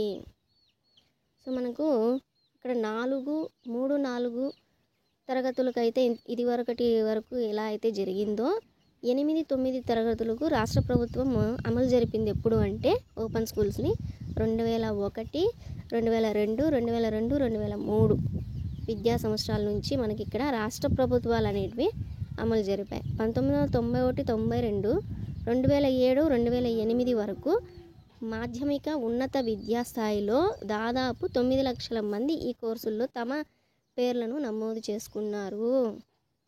సో ఇక్కడ మాధ్యమిక ఉన్నత స్థాయిలో విద్యకు ఇక్కడ 9 లక్షల మంది అనేది ఏ కోర్సుల్లో పేర్లు అనేటివి నమోదు చేసుకున్నారు. అది ఏ విద్యా సంవత్సరాలు అంటే 1991-92, 2000 నుంచి 2007, 2008 వరకు తీసుకున్నటువంటి సర్వే ప్రకారం ఇక్కడ 9 లక్షల మంది ఇక్కడ మాధ్యమిక ఉన్నత స్థాయి దూర విద్యను అనేది మనకి ఇక్కడ తీసుకోవడం జరిగింది రాష్ట్ర ప్రభుత్వం అమలు చేసిన తర్వాత. సో ఇదండి ఆంధ్రప్రదేశ్ ఓపెన్ స్కూల్స్ గురించి మీకు డీటెయిల్స్. అయితే ఇంకా మొదటి యూనిట్లో 1-2 టాపిక్స్ అయిపోయినాయి. నెక్స్ట్ 3వ టాపిక్కి చూద్దాం ఏంటో. 3వ టాపిక్ వచ్చి భారతదేశంలో విద్యా చరిత్ర. భారతదేశంలో విద్య యొక్క చరిత్ర. ప్రపంచంలో ఏ సమాజమైనా తమ నాగరికత, సాంస్కృతిక నైపుణ్యాలను భావితరాలకు అందించాలంటే విద్యా వ్యవస్థ తప్పనిసరి. విద్యా వ్యవస్థ సమాజంలో అంతర్భాగమే. సమాజంలో ఉండే పాలక వర్గాల నిర్ణయాల ప్రభావం విద్యా వ్యవస్థపై తప్పనిసరిగా ఉంటుంది. సో ఇక్కడ ఎటువంటిదైనా సరే విద్యా వ్యవస్థకు సంబంధించే ఉంటుంది అని అర్థం. సమాజం మొత్తం కూడా విద్యా వ్యవస్థపైనే, విద్యా వ్యవస్థలోని అంతర్భాగమే. సో భారతదేశ చరిత్రలో ఆర్యుల కాలం నుంచి విద్యా వ్యవస్థ ఉన్నట్టు చారిత్రక ఆధారాలు ఉన్నాయి. భారతదేశ చరిత్రలో ఎప్పటి నుంచి విద్య అనేది అమల్లో ఉందని చెప్పొచ్చు అంటే ఆర్యుల కాలం నుండి విద్యా వ్యవస్థ ఉన్నట్లు ఇక్కడ చరిత్ర ఆధారాలుగా తెలుస్తుంది. భారతదేశానికి మొదటి నాగరికత సింధు నాగరికత అయినప్పటికీ, భారతదేశానికి మొదటి నాగరికత ఏదండి? సింధు నాగరికత అయినప్పటికీ ఆ నాగరికత అర్థం చేసుకోవడానికి వాంగ్మయ ఆధారాలు ఏవీ లభించలేదు. సో మనకు ఆధారాలు అయితే ఏవి లభించలేదు. భారతదేశంలో చరిత్ర ప్రారంభం నుండి ఈ రోజు వరకు అనేక విద్యా విధానాలు అమలు జరిగాయి. వాటిలో ముఖ్యమైనవేమో తెలుసుకుందాం. సో మనకు ఫస్ట్ ఉన్నటువంటి విద్యకి ఇప్పుడు ఉన్నటువంటి విద్యకి చాలా డిఫరెన్స్ అయితే ఉందండి. అటు విద్యా విధానం అయితే మారుతూ వచ్చింది. ఆ విద్యా విధానాలు ఏవైతే ఉన్నాయో మనం ఇప్పుడు తెలుసుకుందాం. ఇక్కడ 4 ఇచ్చారండి. అవి వైదిక విద్యా విధానం, బౌద్ధ జైన విద్యా విధానం, ఇస్లాం విద్యా విధానం, ఆధునిక విద్యా విధానం. సో వీటి గురించి తెలుసుకుందాం. మొదటిది వైదిక విద్యా విధానం. భారతదేశానికి ఆర్యుల రాక క్రీస్తుపూర్వం 18వ శతాబ్దంలో జరిగింది. ఆర్యుల ప్రారంభంలో సప్త సింధు ప్రాంతంలో నివసించినప్పటికీ వారికి వ్యవసాయం ప్రధాన వృత్తిగా ఉండటం వల్ల, వారు పశు పోషకులు కావటం వల్ల గంగా సింధు మైదానంలోని వారు విస్తరించి షోడశజన పదాలను 14 షోడశజన అంటే 16 పదాలను ఏర్పరచుకున్నారు. 16 పదాలు అనేటివి ఇక్కడ ఆర్యులు మొదట్లో వ్యవసాయపరంగా వ్యవసాయం పోషించడానికి వారు పశు పోషకులు కావటం వల్ల వారి భాష దీనికోసం అనేసి ఒక 16 పదాలను అనేటివన్నీ ఏర్పరచుకున్నారు. ఆ విధంగా ఆర్యుల జీవన విధానం అనేది అక్కడ కొనసాగింది.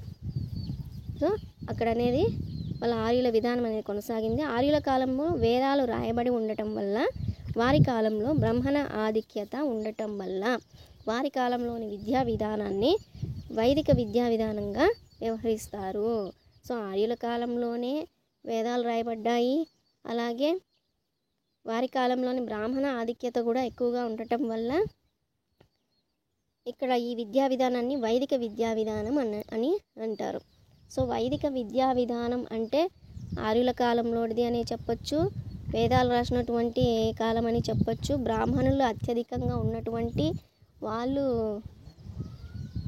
వాళ్ళ కాలం నాటిది అని కూడా చెప్పవచ్చు. వైదిక విద్యా విధాన కాలంలో సమాజంలో చతుర్విధ వర్ణ వ్యవస్థ ఉండేది. చతుర్ అంటే 4. ఈ 4 విధాల వ్యవస్థ అనేది ఉండేది. మునుపు తన సంస్కృతి గ్రంథంలో వ్యక్తులను పుట్టుక ఆధారంగా 4 వర్ణాలుగా పేర్కొన్నాడు. సో వర్ణాలను ఆధారం చేసుకొని 4 రకాలుగా ఇక్కడ వ్యవస్థ అనేది డివైడ్ చేయడం జరిగింది. మొదటిది బ్రాహ్మణులు, పుట్టుక ఆధారం తల. సో బ్రాహ్మణులు అంటే పుట్టుక ఆధారం ఏంటంటే వీళ్ళకి తల భాగాన్ని ఆధారంగా తీసుకుంటారు. అంటే వీళ్ళు కొన్ని ఒక మొత్తం క్షవరం చేయించి గుండు ఒక పిలకలాగా వేసుకోవడం, ఈ తల భాగాన్ని మాత్రమే బ్రాహ్మణులుగా వాళ్ళని గుర్తుపట్టడానికి, తర్వాత ఈ విభూది పెట్టుకోవడాలు కావచ్చు, నామాలు పెట్టుకోవడాలు కావచ్చు, ఈ బ్రాహ్మణులు పెట్టుకునేటువంటి సింధూర తిలకాలు కావచ్చు, వీటన్నింటినీ ఆధారం చేసుకునేది మనం ఎక్కడంటే తల భాగంలో. వాటి ఆధారంగా వాళ్ళని బ్రాహ్మణులుగా, బ్రాహ్మణ వ్యవస్థగా, బ్రాహ్మణ వర్గంగా చెప్పారు. నెక్స్ట్ క్షత్రియులు, పుట్టుక ఆధారం భుజాలు, గుండె. సో ఇక్కడ వాళ్ళని భుజాలు ఆధారంగా, గుండె ఆధారంగా ఇక్కడ క్షత్రియులు అనేసి ఇక్కడ చెప్పబడడం జరిగింది. వైశ్యులు, పుట్టుక ఆధారం తొడలను బట్టి ఇక్కడ వైశ్యులుగా గుర్తిస్తారంట. శూద్రులు, పుట్టుక ఆధారం పాదాలు. సో పాదాలను ఆధారం చేసుకొని శూద్రులుగా వాళ్ళ వర్గాన్ని గుర్తించారంట. సో వాళ్ళ పుట్టుక ఆధారంగా ఇక్కడ 4 రకాలుగా విభజించడం అనేది జరిగింది. ఇక్కడ మెయిన్ ఏమంటే క్షత్రియ, బ్రాహ్మణ, వైశ్య వర్గాలను, క్షత్రియులు, బ్రాహ్మణులు, వైశ్యులు ఈ వర్గాలను అగ్రవర్ణాలుగా భావించారంట. వారికి విద్యావకాశం కల్పిస్తారంట. అండ్ శూద్రులను నిమ్న వర్గంగా భావించి విద్యకు దూరం చేస్తారు. అంటే చివరి వర్గంగా, చివరి వర్ణంగా, అంటే క్షత్రియులు, బ్రాహ్మణులు, వైశ్య వర్ణాలు వాళ్ళ వర్ణాలన్నీ ఒక విధంగా ఉంటాయంట. వాళ్ళందరూ ఒక వర్గంగా ఉండేవాళ్ళంట. వాళ్ళకి విద్యావకాశాలు అనేటివి కల్పించే వాళ్ళంట. శూద్రులకి వర్ణం అనేది తక్కువగా ఉండడం, వీళ్ళని నిమ్న వర్గాలు అని కూడా చెప్పారు. అగ్రవర్ణాలు కలిగిన వాళ్ళు అంటే క్షత్రియులు, బ్రాహ్మణులు, వైశ్యులు. నిమ్న వర్గాలు అంటే తక్కువ వర్ణం కలిగినటువంటి వాళ్ళు శూద్రులు అని చెప్పబడ్డాయి. ఇందులో విద్యకు దూరం చేశారంట. అట్లా నిమ్న వర్గాల వర్ణాల వారిని. అగ్రవర్ణాల వారు తమ జీవితంలో 4 దశలను పాటించేవారు. ఇక్కడ మళ్ళీ డివైడ్ అయిందండి. సో అగ్రవర్ణాల్లో 4 దశలు పాటించారంట. బ్రహ్మచర్యం, గృహస్థ ఆశ్రమం, వాన ప్రస్థం అండ్ 4 వచ్చి సన్యాసం. వైదిక విద్యా విధానంలో అగ్రవర్ణాల పిల్లలకు విద్యా అభ్యాస ప్రారంభానికి ముందు ఉపనయన క్రతువు నిర్వహించేవారు. ఉపనయనం పొందిన వారిని ద్విజులు అంటారు. సో ఉపనయనం అనే పదానికి దగ్గరకు చేర్చడం అని అర్థం. ఉపనయన క్రతువు ద్వారా పిల్లలకు గురువు వద్దకు చేర్పించడాన్ని, పిల్లల్ని తీసుకెళ్ళి గురువు దగ్గర చేర్పించడాన్ని ఉపనయనం అంటారు. ఈ అగ్రవర్ణాల వారిని, అగ్రవర్ణాల కింద ఎవరెవరు వస్తారు? క్షత్రియులు, బ్రాహ్మణులు, వైశ్యులు. వీళ్ళు పిల్లల్ని తీసుకెళ్ళి గురువు దగ్గర చేర్పించే దాన్ని ఏమంటారంటే ఉపనయనం అంటారు. ఉపనయనం అనే పదానికి అర్థం ఏంటంటే దగ్గరకు చేర్చడం అని, గురువు దగ్గరకు విద్యార్థిని చేర్చడం అని మొదటగా చేర్పించినటువంటి దాన్ని ఉపనయనం అంటారు. అలా ఉపనయనం తీసుకున్న తర్వాత, పొందిన తర్వాత వారిని ద్విజులు అంటారు. వారిని ద్విజులు అని అంటారు. ఈ ఉపనయన క్రతువు బ్రాహ్మణులకు 3 సంవత్సరాలు పూర్తయ్యాక, క్షత్రియులకు 10 సంవత్సరాలు పూర్తయ్యాక, వైశ్యులకు 12 సంవత్సరాలు పూర్తయ్యాక చేసేవాళ్ళు. సో ఈ అగ్రవర్ణాలు ఎవరైతే ఉన్నారో, ఎవరెవరు? బ్రాహ్మణులు, వైశ్యులు, క్షత్రియులు. వీళ్ళు ఎవరైతే ఉన్నారో వాళ్ళకు వయసు ఆధారం చేసుకొని ఇంత ఏజ్ వచ్చిన తర్వాతే వాళ్ళని గురువు దగ్గర చేర్పించాలి, ఉపనయనం అనేది పొందాలి అని ఉంటుంది. బ్రాహ్మణులు అయితే 8 సంవత్సరాలు వచ్చిన తర్వాత 3 సంవత్సరాలు వచ్చిన తర్వాత 8 సంవత్సరాలండి. 8 సంవత్సరాలు వచ్చిన తర్వాత గురువు దగ్గరకు చేర్పించాలి. క్షత్రియులు అయితే 10 సంవత్సరాలు రావాలి. వైశ్యులు అయితే 12 సంవత్సరాలు అయ్యాక గురువుగారి దగ్గరకు చేర్పించాలి. ఈ గురువుగారి దగ్గర చేర్పించేటువంటి దాన్ని ఏమంటాం? ఉపనయనం అని అంటాం. ఇది చాలా ఇంపార్టెంట్ బిట్, గుర్తుపెట్టుకోండి. ఉపనయనం పొందిన వారిని ఏమంటారు? ద్విజులు అని అంటారు. గుర్తుపెట్టుకోండి, ఇది చాలా ఇంపార్టెంట్. నెక్స్ట్, ఎన్ని సంవత్సరాలు చేర్పిస్తారు? బ్రాహ్మణులు అయితే 8 సంవత్సరాలకు, 10 సంవత్సరాలకు క్షత్రియులు, వైశ్యులు వచ్చి 12 సంవత్సరాలకు. విద్యార్థికి 18 సంవత్సరాలు వచ్చిన తర్వాత సమవర్తన అనే ఉత్సవంతో విద్యార్థి దశ ముగుస్తుంది. ఇక్కడ వీళ్ళకి విద్యార్థి దశ అనేది ఎప్పుడు ముగుస్తుంది అంటే 18 సంవత్సరాలు వచ్చిన తర్వాత సమవర్తన అనే ఉత్సవంతో, వాళ్ళొక ఉత్సవం కూడా జరిపిస్తారండి. 18 సంవత్సరాలు అయిన తర్వాత వాళ్ళ విద్య అనేది అభ్యసించిన తర్వాత సమవర్తన అనే ఉత్సవం అనేది చేస్తారు. సో బ్రాహ్మణులు, క్షత్రియులు, వైశ్యులు 18 సంవత్సరాల తర్వాత చేసేటువంటి ఉత్సవం ఏది అంటే, వాళ్ళ విద్య అభ్యసన అయిపోయిన తర్వాత చేసేటువంటి ఉత్సవం ఏది అంటే సమవర్తన అనే ఉత్సవం. దీంతో వాళ్ళ విద్యార్థి దశ అనేది ముగుస్తుంది. సమవర్తనంలో భాగంగా గురువు శిశువుకు 2 మాటలను ఉపదేశించేవారు. సో సమవర్తనలో పూర్తి అయిపోయిన విద్యాభ్యాసం పూర్తి అయిపోయిన తర్వాత గురువు 2 మాటలు అనేటివి అక్కడ ఉపదేశిస్తాడు. ఏమని? ఎల్లప్పుడూ సత్యాన్ని పలుకు. 2, నీ కర్తవ్యాన్ని నీవు నిర్వర్తించుము. ఈ 2 మాటలు అనేటివి గురువు శిశువుకు సమవర్తన కాలంలో ఉపదేశిస్తాడు.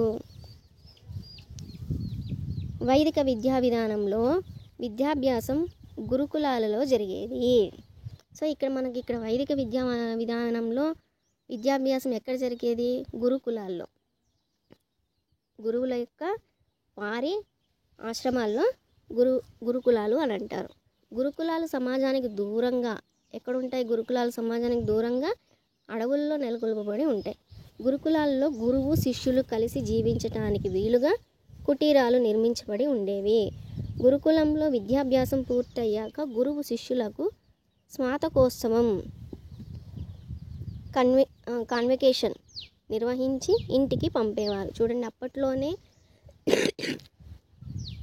అప్పట్లోనే అడవుల్లో విద్యను అభ్యసించేటువంటి గురుకులాల్లో విద్యను అభ్యసించేటువంటి వారికి గురువు శిష్యులకు స్నాతకోత్సవం అంటే కాన్వకేషన్ ఫంక్షన్ అనేది కూడా నిర్వహించి వాళ్ళకు ఇచ్చి పంపడం అనేది జరుగుతుందంట. విద్యాభ్యాసం చేసేటప్పుడు శిష్యులు బ్రహ్మచర్యం పాటించవలసి ఉండేది. సో ఆ 18 సంవత్సరాలు శిష్యులు బ్రహ్మచర్యం అనేది పాటిస్తారంట. అంటే పూర్వకాలంలో ఈ బ్రాహ్మణులు కాకపోతే ఇంకెవరైనా సరే తొందరగా పెళ్ళిళ్ళు చేయడం ఇలాంటివి ఉంటాయి కాబట్టి 18 సంవత్సరాల విద్యాభ్యాసం మొత్తం పూర్తయ్యేదాకా బ్రహ్మచర్యం అనేది పాటించాల్సి ఉంటుంది అక్కడ విద్యను పొందాలంటే. తర్వాత వేద విద్యా విధానంలో విద్యా లక్ష్యాలు అనేటివి ఏంటివి? వేద విద్యా విధానంలో విద్యా లక్ష్యాలు మోక్ష సాధన, శీల నిర్మాణం, సాంఘిక నైతిక విలువలు పెంపొందించడం, సంస్కృతి నాగరికతను తెలియచెప్పటం దీని యొక్క ముఖ్య ఉద్దేశాలు, ముఖ్య లక్ష్యాలు అని చెప్పచ్చు. నెక్స్ట్ బోధనా పద్ధతులు ఏవే ఉపయోగించే వాళ్ళంటే వేద విద్యా విధానంలో బోధన వాచక పద్ధతిలో ఉండేది. బోధన అనేది చదువుతూ పోవడం వాచక పద్ధతిలో అనేది ఉండేది. వాచక పద్ధతిలో శ్రవణం, మననం, నిధి ధ్యానం అని 3 ఉపదశలు ఉంటాయన్నమాట. సో ఇక్కడ ఈ వేద విద్యలో బోధనా పద్ధతులు 3 పద్ధతుల్లో జరిగేది అవి ఏమంటే శ్రవణం, మననం, విద్యాధ్యానం అని 3 ఉపదశలు అనేటివి ఉన్నాయి. సో వేద విద్యా విధానంలో బోధనా పద్ధతి వాచక పద్ధతిలో జరుగుతుంది. 3 ఉపదశలు ఉన్నాయి. ఆ ఉపదశలు ఏంటంటే శ్రవణం, మననం, నిధి ధ్యానం అని చెప్తారు. బోధనా మాధ్యమం వేద విద్యా విధానంలో బోధన సంస్కృత భాషలో ఉండేది. సో ఇక్కడ మనం అర్థం చేసుకోవాల్సింది ఏంటంటే వేద విద్య అనేదంతా కూడా సంస్కృత భాషలో ఉండేది. భాషాంశాలు వేదాలు, ఉపనిషత్తులు, అరణ్యకాలు, పురాణాలు, వ్యాకరణం, తర్కం, జ్యోతిష్యం, ఆయుర్వేదం, రేఖాగణితం, బీజగణితం మొదలైనవి బోధనాంశాలు అనేటివి ఆ 18 సంవత్సరాలు వాళ్ళు అక్కడ పట్టించేటువంటి బోధనాంశాలుగా గుర్తించడం జరిగింది. సంస్కృత భాషలో మాత్రమే ఇక్కడ బోధన అనేది జరుగుతుంది. గురుకులాల్లో జరుగుతుంది. గురువులు శిష్యులు మాత్రమే అడవుల్లో ఇక్కడ బోధన అనేది జరుగుతుంది. ఇక్కడ బోధనాంశాలు పాఠ్యాంశాలు ఏముంటాయంటే వేదాలు ఉంటాయి, ఉపనిషత్తులు ఉంటాయి, అరణ్యకాలు ఉంటాయి, పురాణాలు, వ్యాకరణం, తర్కం, జ్యోతిష్యం, ఆయుర్వేదం, రేఖాగణితం, బీజగణితం ఇవన్నీ కూడా వేద విద్య. తర్వాత వేద విద్య విధానంలో స్త్రీ విద్య ఎలా ఉండేది ఇప్పుడు చూద్దాం. తొలి వేద కాలంలో అగ్రవర్ణాల ఆడపిల్లలకు మగపిల్లలతో సమానంగా ఉపనయన సంస్కారం ఉండేది. అంటే మగపిల్లలకి ఏ విధంగా అయితే ఇన్ని సంవత్సరాలకు అక్కడ చేర్పించడం జరుగుతుందో అలాగే అదే విధంగా ఇక్కడ ఆడపిల్లలకు కూడా విలువ అనేది ఉండేది. అదే సంస్కారం అనేది చూపించేవాళ్ళంట. ఆడపిల్లలు కూడా విద్యను అభ్యసించే వాళ్ళు. తొలి వేద సాహిత్యంలో మైత్రేయి, గార్గి వంటి స్త్రీలకు ప్రముఖ స్థానం ఉండేది. ఇక్కడ తొలి సాహిత్యంలో మైత్రేయి, గార్గి వంటి స్త్రీలకు ప్రముఖ స్థానం ఉండేదంట. అండ్ నెక్స్ట్ మలి వేదకాలంలో మనుస్మృతి అనే గ్రంథం ఆడవారికి స్వేచ్ఛను నిరాకరించడం వల్ల ఆడవారు విద్యకు దూరమయ్యారు. మలి వేదకాలంలో అంటే తొలి వేదకాలంలో ఆడపిల్లలు సమానంగా ఉపనయన సంస్కారం అనేది ఉండేది మగపిల్లవాళ్ళతో సమానంగా. తర్వాత మళ్ళీ చివరి వేదకాల చివరంలో మనుస్మృతి అనే గ్రంథం ఆడవారికి స్వేచ్ఛను నిరాకరించడం వల్ల ఆడవారు విద్యకు దూరం అయ్యారు అని ఇక్కడ చెప్తున్నారు. నెక్స్ట్ గురు శిష్య సంబంధం. ఇక్కడ గురు శిష్య సంబంధం అనేది చూసినట్లయితే వైదిక విద్యా విధానంలో గురు శిష్యుల మధ్య తండ్రి కొడుకులకు మధ్య గల సంబంధం ఇక్కడ ఉండేది అని చెప్తున్నారు. గురువుకు శిష్యులు శుశ్రూషలు చేసి గురువును మెప్పించి విద్యాభ్యాసం చేసేవారు. అంటే గురువు సేవలు అన్నీ అక్కడ ఉన్నటువంటి పనులు ఏవైతే ఉన్నా అలాంటివన్నీ చేసి గురువు దగ్గర విద్యను అభ్యసించేవాళ్ళు. గురువులు విద్యా బోధన చేసినందుకు ఏ విధమైన బోధనా రుసుము తీసుకునేవారు కారు. విద్యాబోధన చేసినందుకు ఎటువంటి రుసుము కూడా తీసుకునేవాళ్ళు కారంట. విద్యాభ్యాసం పూర్తయ్యాక శిష్యులు గురువుకు గురుదక్షిణ చెల్లించవలసి ఉండేది. మాంటోరియల్ విధానం కూడా వైదిక విద్యా విధానంలో అమలులో ఉండేది. ఇక్కడ మానిటోరియల్ అంటే ప్రతిభావంతుడైన శిష్యుడు గురువుల కాలంలోని ఇతర శిశువులకు విద్యాబోధన చేయటం.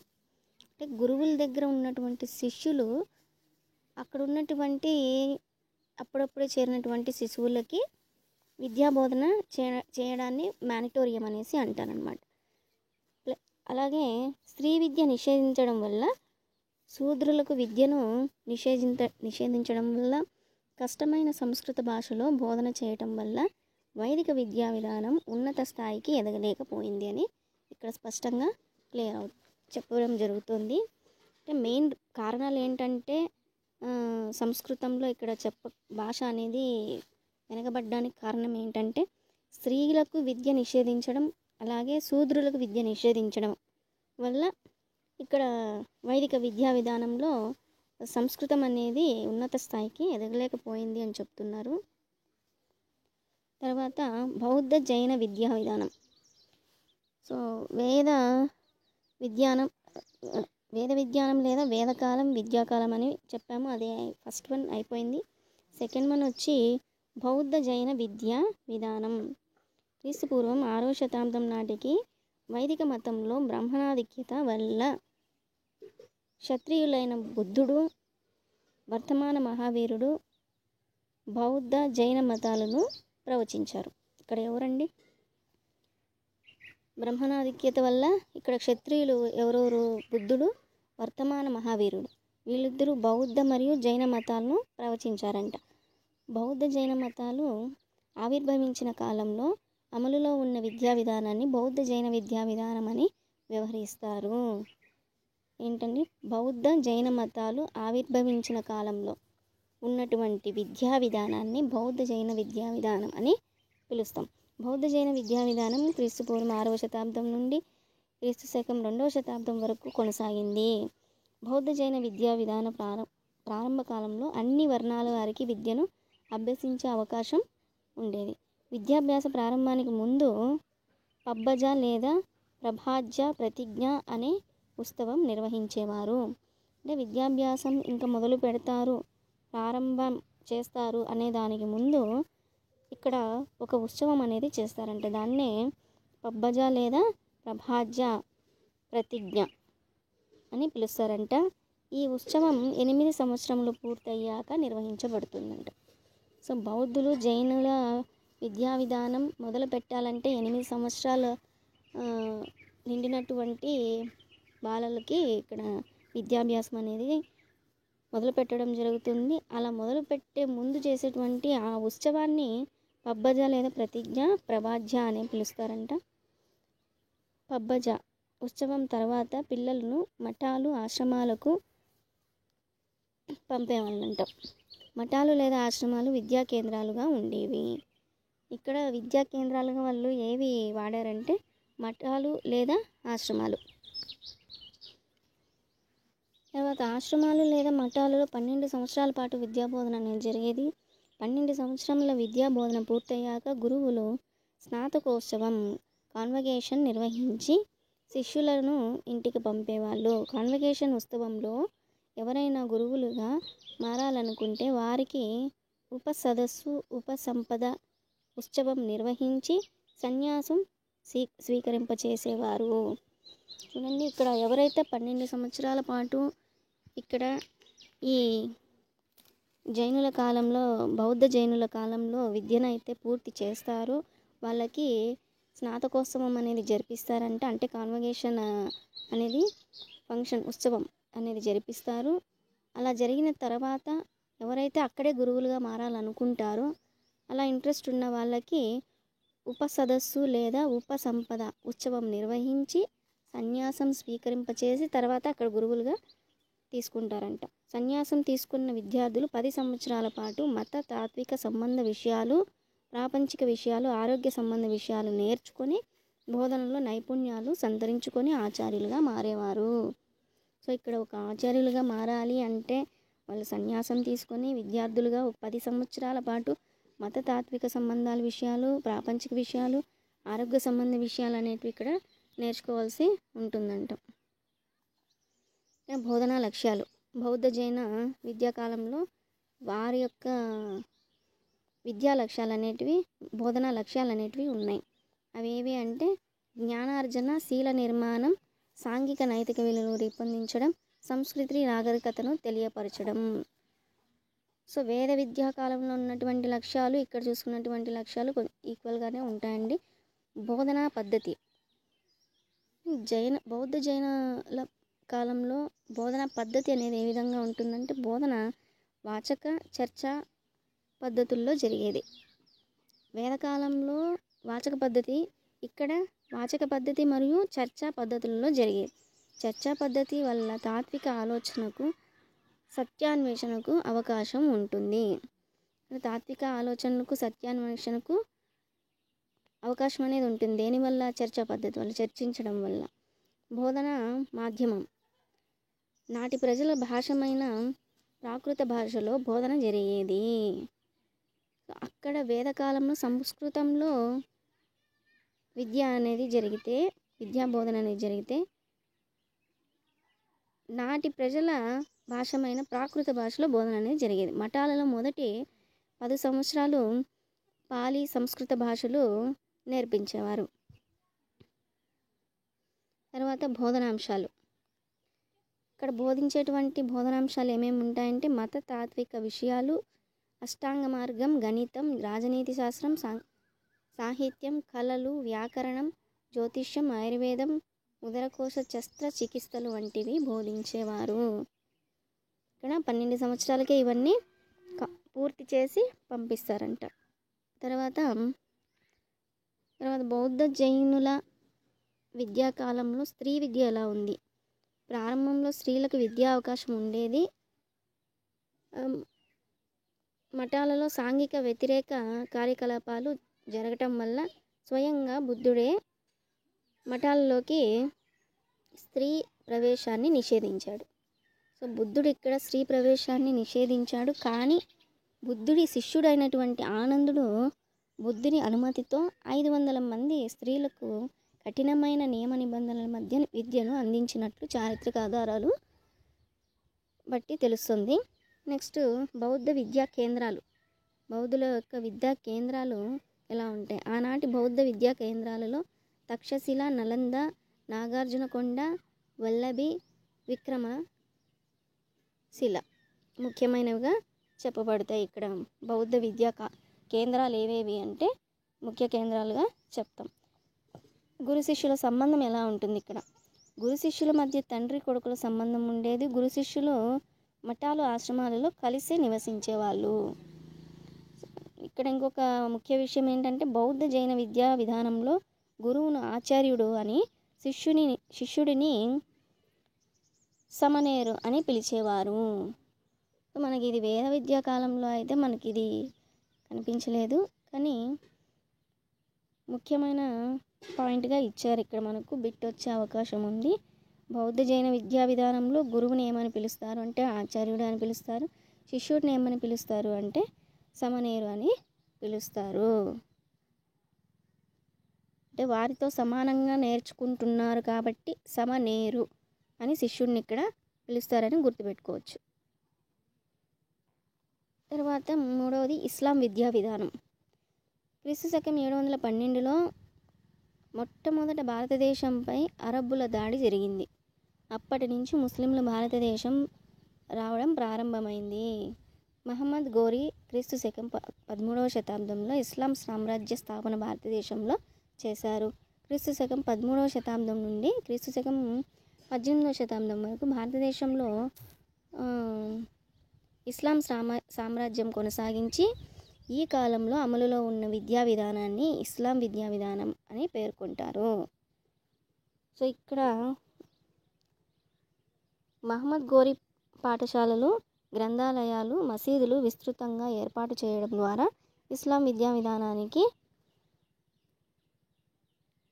బీజం వేశారు అని చెప్పడం జరిగింది. మహమ్మద్ ఖిల్జీ కాలంలో ఇస్లాం విద్యా విధానం కొంతవరకు కుంటుపడినప్పటికీ సికిందర్ లోడి కాలంలో తిరిగి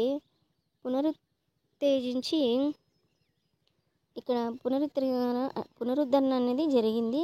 సికిందర్లోని పారసీక భాషలో విద్యను అభ్యసించిన హిందువులకు సహితం తన సమాజంలో ఉన్నతమైనటువంటి పదవులను కేటాయించారు.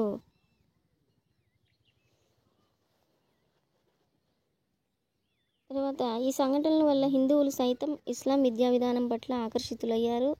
మొఘలాయి చక్రవర్తి అయిన అక్బర్ తన పాలనా కాలంలో పరమత సహనం కలిగి ఇస్లాం విద్యా విధానం ఉన్నత స్థాయికి వెళ్ళటానికి కారకుడు అయ్యాడు. అక్బర్ సంస్కృతంలో ఉన్న రామాయణ, మహాభారతం, అథర్వణ వేదం, లీలావతి గణితాలను పారసీక భాషలోకి అనువదించి లౌకిక విద్యను ప్రోత్సహించారని ఇక్కడ తెలుస్తుంది. ఇస్లాం విద్యా విధానంలో పిల్లలకు 4 సంవత్సరాల 4 నెలలు పూర్తయి 4 రోజులు రాగానే బిస్మిల్లా అనే ఉత్సవం నిర్వహించి పాఠశాలకు పంపేవారు. ఇదే బాలికల విషయంలో అయితే ఝార్కిఫానీ అంటారు. ఇక్కడ ఎన్ని రోజులకి చేర్పించడం జరుగుతుంది పిల్లల్ని ఇక్కడ విద్యా విధానంలోకి ప్రవేశపెడతారు అంటే 4 సంవత్సరాలు 4 నెలల 4 రోజులకి ఒక ఉత్సవం జరిపించి, ఆ ఉత్సవం పేరేంటంటే బిస్మిల్లా అనే ఉత్సవం నిర్వహించి పాఠశాలకు పంపేవాళ్ళంట. ఇస్లాం విద్యా విధానంలో పాఠశాలలు 3 రకాలుగా ఉంటాయి. 1 మక్తాబు, 2 మదరసా, 3 మదరసా ఐలా. మక్తాబ్ అనేది ప్రాథమిక విద్యా కేంద్రం. మక్తాబ్ అనే పదం కుతుబ్ అనే అరబిక్ భాషా పదం నుండి వచ్చింది. కుతుబ్ అనే పదానికి వ్రాయటం, నేర్పే ప్రదేశం అని అర్థం. కుతుబ్ అనే పదానికి ఇక్కడ మక్తాబ్ అనే పదానికి కుతుబ్ అనే పదానికి అర్థం ఏమొస్తుంది అంటే రాయటం, నేర్పే ప్రదేశం అని అర్థం. మక్తాబ్లు మసీదుకు అనుబంధంగా ఉండేవి.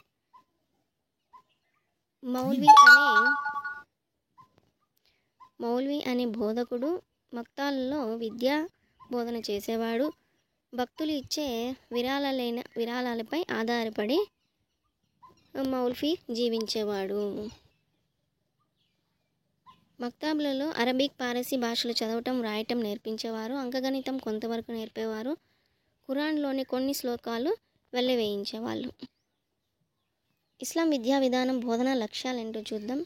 ఖురాన్పై అవగాహన కలిగించడం, సాంఘిక నైతిక విలువలు పెంపొందించడం, ఇస్లాం రాజ్య పటిష్టానికి కావలసిన రాజకీయ శక్తిని తయారు చేయటం, విజ్ఞానం సంపాదించడం, పరలోక ప్రాప్తిని సిద్ధింపజేయడం, ఇస్లాం న్యాయ సూత్రాలపై అవగాహన కలిగించడం, శీల నిర్మాణం, ముస్లిం మతాన్ని వ్యాపింపజేయడం వీళ్ళ యొక్క విద్యా బోధన లక్ష్యాలు. తర్వాత బోధనా పద్ధతి. మక్తాబ్లలో వాచక పద్ధతి వాడేవారు. మదరసాలలో ప్రశ్నోత్తర, చర్చా, ఉపన్యాస పద్ధతులు వాడుకలో ఉండేవి. ఇక్కడ మక్తాబ్లలో వాచక పద్ధతి ఉంటుంది. మదరసాలలో ప్రశ్నోత్తర, చర్చ, ఉపన్యాసాలు ఈ 3 పద్ధతులు అనేటివి ఉపయోగించేవాళ్ళంట. బోధనా మాధ్యమం. పారసీక, అరబిక్ భాషల్లో బోధన అనేది జరిగేది. బోధనా మాధ్యమం వచ్చి ఏ భాష వాడతారంటే పారసీక, అరబిక్ భాషల్లో బోధన జరిపేవాళ్ళంట. అక్బర్ పాలనా కాలంలో సంస్కృత భాషను అభ్యసించే అవకాశం కల్పించారంట. అక్బర్ పాలనలో అయితే నోట్ ఇచ్చారు. హిందూ, ఇస్లాం సంస్కృతుల కలయికల వల్ల ఉర్దూ భాష ఉద్భవించింది. సో ఇక్కడ ఉర్దూ భాష ఎక్కడి నుంచి ఉద్భవించింది అంటే హిందూ, ఇస్లాం సంస్కృతుల కలయిక వల్ల ఇక్కడ ఉర్దూ భాష అనేది ఉద్భవించింది అని చెప్పొచ్చు. ఇంకా ఇస్లాం కాలంలో స్త్రీ విద్య ఏ విధంగా ఉండింది. ఇస్లాం స్త్రీలు భర్త విధానాన్ని పాటించడం వల్ల విద్యకు దూరమయ్యారు. నగర ప్రాంతాలలో నివసించే ముస్లిం స్త్రీలు ముక్తాబ్లలో కొంతవరకు ప్రాథమిక విద్యను అభ్యసించేవారు. ఉన్నత వర్గాల ముస్లిం స్త్రీలకు ఇంటిలోని విద్యను అభ్యసించే అవకాశం ఉండేది. ఇక్కడ బోధనాంశాలు వచ్చి ఏ బోధనాంశాలు అభ్యసిస్తారు అంటే ఖురాన్పై అవగాహన కలిగించడం, ఇస్లాం న్యాయ సూత్రాలపై అవగాహన, రాజనీతి శాస్త్రం, న్యాయశాస్త్రం, భూగోళం, చరిత్ర, సాహిత్యం, వ్యాకరణం, జ్యోతిష్యం, సాంఘిక, సూఫీ మతం అండ్ యునానీ వైద్యం ఇలాహి, వేదాంతం, తాబి భౌతిక, రియాబి గణితం లాంటివి ఇక్కడ బోధనాంశాలుగా ఉన్నాయి. నోట్ ఇచ్చారండి ఇక్కడ మళ్ళీ. భారతదేశంలో దియోబంద్, లక్నోలలోని మదరసాలు ప్రపంచ ప్రసిద్ధి చెందాయి. ఇక్కడ ప్రపంచ ప్రసిద్ధి చెందినటువంటి మదరసాలు ఏవి అంటే దియోబంద్, లక్నోలలోని మదరసాలు. గురు శిష్యుల మధ్య సంబంధం ఏ విధంగా ఉండేది ఈ ఇస్లాంల కాలంలో అంటే గురు శిష్యుల మధ్య, తండ్రి కొడుకుల మధ్య సంబంధం ఉండేది. బోధకుల మదరసాలలో శిష్యుల వసతి గృహాలలోనే గృహాల్లోనే ఉండేవాళ్ళు అని చెప్తున్నారు. వైదిక విద్యా విధానంలో వలె మానిటోరియల్ విధానం అమలులో ఉండేది. మీకు ఇందాకే జైన బౌద్ధుల కాలంలో వచ్చింది మానిటోరియల్ విద్యా విధానం అనేది. ఇక్కడ వేద విద్యా కాలంలోనే వచ్చింది. ఏంటి మానిటోరియల్ విద్యా విధానం అని అంటే గురువుల దగ్గర ఉన్నటువంటి శిష్యులు అక్కడ ఉన్నటువంటి చిన్న చిన్న శిశువులకి బోధన అనేది చేయడం.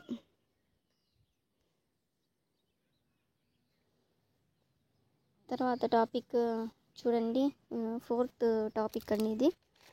ఇక్కడ మనకు 4th టాపిక్ ఏంటంటే బ్రిటిష్ వారి పరిపాలన కాలంలో భారత విద్యారంగంలో సంస్కరణల కోసం ఏర్పాటు చేసిన కమిటీలు, రిపోర్ట్లు. ఇక్కడ మనకు సెకండ్ యూనిట్లో ఇచ్చినటువంటి ఫస్ట్ యూనిట్లో ఇచ్చినటువంటి భాగమేనండి, 4వ భాగం. ఇక్కడ మొఘలాయుల పరిపాలనా కాలం నుండి యూరోపియన్లు వ్యాపారం కోసం భారతదేశం రావటం ప్రారంభమైంది. ఎవరండి? యూరోపియన్లు వ్యాపారం కోసం భారతదేశం రావటం ప్రారంభమైంది. వ్యాపారం కోసం భారతదేశానికి వచ్చిన యూరోపియన్లలో పోర్చుగీస్ వారు, డచ్ వారు, ఫ్రెంచ్ వారు, డేన్ వారు, ఆంగ్లేయులు ముఖ్యులు. యూరోపియన్ల వ్యాపార కంపెనీల మధ్య కలహాలు అనేటివి జరిగి క్రీస్తు శకం 18వ శతాబ్దం నాటికి బ్రిటిష్ ఈస్ట్ ఇండియా కంపెనీ బలపడి రాజకీయ శక్తిగా ఎదిగి భారతదేశాన్ని పాలించడం ప్రారంభించింది. క్రీస్తు శకం 1773లో ఈస్ట్ ఇండియా కంపెనీ ఉద్యోగిగా భారతదేశానికి వచ్చిన చార్లెస్ గ్రాంటీ భారతదేశంలోని సాంఘిక, సాంస్కృతిక, ఆర్థిక పరిస్థితులను పరిశీలించి క్రీస్తు శకం 1792లో అబ్జర్వేషన్ రిపోర్ట్ పేరుతో ఒక నివేదికను తయారు చేసి తన అనుచరుడు అప్పటి బ్రిటన్ పార్లమెంటేరియన్ అయిన విల్బర్ పోర్టుకు తన నివేదికను అందించారు. చార్లెస్ గ్రాంట్ తన నివేదికలో భారతదేశ అభివృద్ధికి 2 మార్గాలను సూచించారు. భారతదేశ అభివృద్ధికి ఇక్కడ 2 మార్గాలు అనేది చూపించారంట. ఒకటి, భారతదేశంలో క్రైస్తవ మత వ్యాప్తి, ఆంగ్ల మాధ్యమంలో విద్యాబోధన అని చార్లెస్ గ్రాంట్ చెప్పాడంట. ఇప్పుడు చార్లెస్ గ్రాంట్ సూచనలు 1813 చార్టర్ చట్టంలో పొందుపరచడం జరిగింది. 1813 చార్టర్ చట్టంలో భారత విద్యారంగానికి సంబంధించి ఈ క్రింది సూచనలు ఉన్నాయి. అవి భారతదేశంలో విద్యా వ్యాప్తికి బ్రిటిష్ ఈస్ట్ ఇండియా కంపెనీ బాధ్యత వహించాలి. క్రైస్తవ మిషనరీలు మత వ్యాప్తి చేసుకోవడానికి బ్రిటిష్ ఈస్ట్ ఇండియా కంపెనీ స్వేచ్ఛ ఇవ్వాలి. భారతదేశంలో విద్యా వ్యాప్తికి బ్రిటిష్ ఈస్ట్ ఇండియా కంపెనీ ఒక అక్షర రూపం నిధిని ఏర్పాటు చేయాలి అని చెప్పైతే వీళ్ళు ఇక్కడ ఈ చట్టంలో చెప్పడం జరిగింది. బోధనా మాధ్యమం గురించి ప్రస్తావించకపోవటం వల్ల 1813 చార్టర్ చట్టంలోని సిఫారసును భారత విద్యారంగంలో అమలు కాలేదు. సో అక్కడ అమలు చేయలేదు అని 1813లో అమలు చేయలేదని జరిగింది. తర్వాత 1835 లార్డ్ మెకాలే భారతదేశంలో విద్యారంగాన్ని సంస్కరించడానికి తన ప్రతిపాదనలు బ్రిటిష్ ప్రభుత్వానికి అందించారు. ఆంగ్ల మాధ్యమంలో బోధన ఉండాలనే మెకాలే ప్రతిపాదనలు అప్పటి గవర్నర్ జనరల్ బెంటింగ్ భారతదేశంలో అమలు చేశారు. 1844లో అప్పటి గవర్నర్ జనరల్ లార్డ్ హార్డింగ్ ఆంగ్ల మాధ్యమంలో చదువుకున్న వారికి మాత్రమే భారతదేశంలో ప్రభుత్వ ఉద్యోగాలు ఇవ్వాలని సూచించడంతో ఆంగ్ల విద్యపై మధ్యతరగతి, ఉన్నత తరగతి పిల్లలు ఎక్కువ ఆసక్తి కనబరచడంలో మాతృభాషలో బోధన చేసే స్వదేశీ పాఠశాలలు మూతపడ్డాయి. విద్యారంగంలో వచ్చిన సందిగ్ధతను సరిచేయడానికి 1954లో వుడ్ కమిషన్ ఏర్పాటు చేయబడింది. ఇక్కడ వుడ్స్ కమిషన్ అనేది దాని గురించి మనము తెలుసుకుందాం. 1854 వుడ్స్ తాకీదు సిఫారసులు ఏమేమంటే, భారతదేశంలో విద్యా వ్యాప్తికి బ్రిటిష్ ప్రభుత్వం బాధ్యత వహించాలి.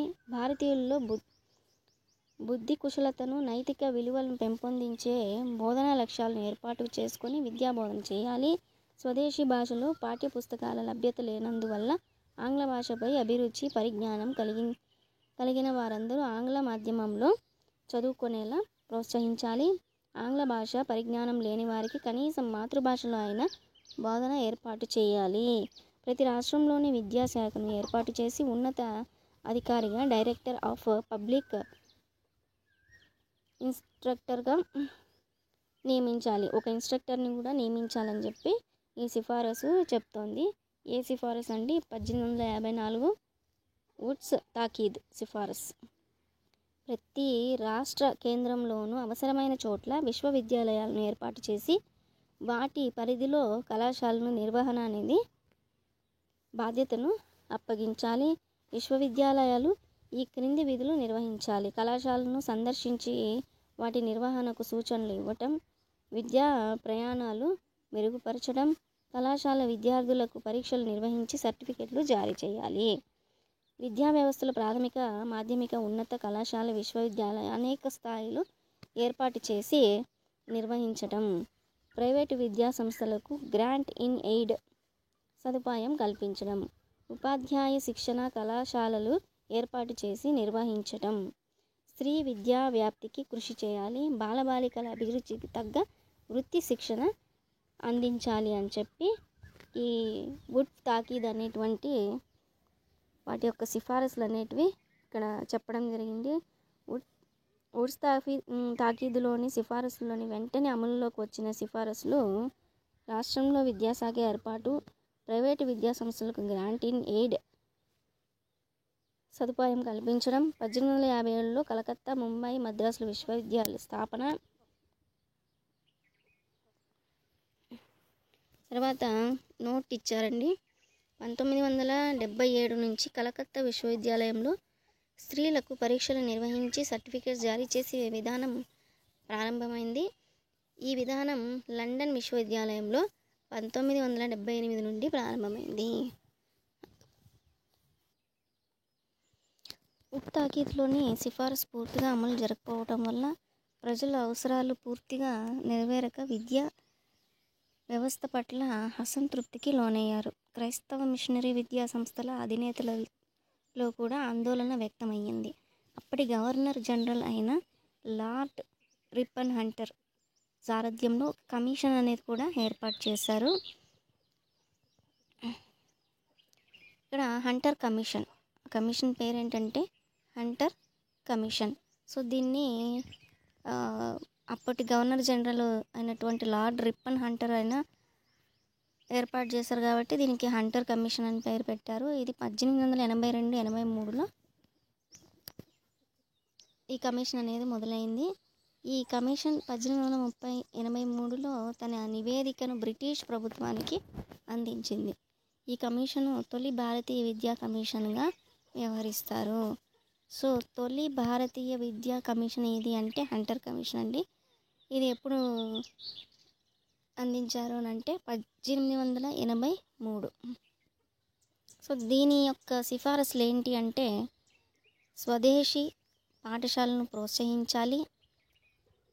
వీటి యాజమాన్యాన్ని భారతీయులు సభ్యులుగా ఉన్న స్థానిక సంస్థలకు అప్పగించాలి. వాటి నిర్వహణ వ్యయాన్ని బ్రిటిష్ ప్రభుత్వమే అందించాలి. అలాగే మాధ్యమిక పాఠశాలల నిర్వహణ ప్రైవేట్ విద్యా సంస్థలకు అప్పగించాలి. ఉన్నత విద్యా నిర్వహణ బాధ్యత నుంచి కూడా ప్రభుత్వం తప్పుకోవాలి. కళాశాలల నిర్వహణ బాధ్యతను పూర్తిగా విశ్వవిద్యాలయాలకు అప్పజెప్పాలి. అయితే ప్రభుత్వం కళాశాలలకు విరాళాలనిచ్చి ప్రోత్సహించాలి అని ఈ కమిషన్ చెప్తుంది. వీళ్ళు కొన్ని సిఫారసులు అయితే పెట్టారు. స్త్రీలలో విద్యా వ్యాప్తికి ప్రైవేటు బాలికల పాఠశాలలకు ఉదారంగా విరాళాలను ఇవ్వాలని, స్త్రీ విద్యా వ్యాప్తికి సలహానిచ్చేందుకు ప్రత్యేక పర్యవేక్షణ సంఘాలను ఏర్పాటు చేయాలి. ఉపాధ్యాయ శిక్షణ సంస్థలను స్థాపించి శిక్షణ పొందిన ఉపాధ్యాయులే పాఠశాలల్లో నియమించాలి. క్రీస్తు 1897 భారతదేశంలో క్షామం రావటం వల్ల, ప్లేగు వ్యాధి బలపడటం వల్ల పరిపాలన విద్యా వ్యవస్థ అస్తవ్యస్తమైన భారతదేశంలో పరిపాలన చక్కదిద్దగలగలడమే నమ్మకంతో బ్రిటిష్ ప్రభుత్వం 1899లో లార్డ్ కర్టన్ భారతదేశానికి గవర్నర్ జనరల్గా నియమించింది. లార్డ్ కర్టన్ 1902 భారతీయ విశ్వవిద్యాలయాల కమిషన్ ఏర్పాటు చేసి ఈ కమిషన్ సిఫారసులో ముఖ్యమైనది. తర్వాత కొత్త విశ్వవిద్యాలయాలు నిర్మించకూడదు, ఉన్న వాటిని సంస్కరించాలి. విశ్వవిద్యాలయాలు సమర్థవంతంగా పనిచేసేందుకు సిండికేట్లను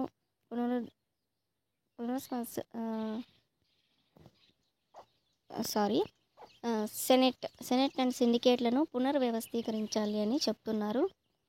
పరీక్షా విధానాన్ని సంస్కరించాలి. విశ్వవిద్యాలయాలు, గ్రంథాలయాలు, ప్రయోగశాలలు కూడా మెరుగుపరచాలి అని చెప్పి సిఫారసులు పెట్టారు. 3 ఏళ్ల డిగ్రీ కోర్సును ప్రవేశపెట్టి ఇంటర్ను ఎత్తివేయాలి అని చెప్పి పెట్టారు. 1902లో విశ్వవిద్యాలయాల కమిషన్ సూచనలు అమలు పరిచేందుకు ఇంపీరియల్ లెజిస్లేటివ్ కౌన్సిల్ విశ్వవిద్యాలయాల చట్టం ఆమోదించి దీనిని భారతీయ విశ్వవిద్యాలయాల చట్టం 1904 అంటారు. సో లెజిస్లేటివ్ కౌన్సిల్ సభ్యునిగా ఉన్న గోపాలకృష్ణ గోఖలే 1904 విశ్వవిద్యాలయాల కమిషన్ చట్టాన్ని తీవ్రంగా నిరసించాడు. సో ఇక్కడ ఈయన మన గోపాలకృష్ణ గోఖలే గారు 1904లో విశ్వవిద్యాలయాల కమిషన్ చట్టాన్ని తీవ్రంగా నిరసించాడంట. 1911లో గోపాలకృష్ణ గోఖలే ఇంపీరియల్ లెజిస్లేటివ్ కౌన్సిల్లో నిర్బంధ ఉచిత ప్రాథమిక విద్య మీద గోఖలే ఒక తీర్మానం ప్రవేశపెట్టారు. దీన్నే గోఖలే నివేదన 1911 అని వ్యాఖ్యానిస్తారు. సో ఆయన నియమించినటువంటి ఒక నివేదనని ఒక పేరు పెట్టారు, దాన్నే గోఖలే నివేదన 1911 అని వ్యాఖ్యానించారంట. సో గోఖలే నివేదనలో నిర్బంధ ఉచిత ప్రాథమిక విద్య కల్పించాలన్న సూచన తప్ప మిగతా వాటన్నింటినీ ప్రభుత్వం ఆమోదించింది. అయితే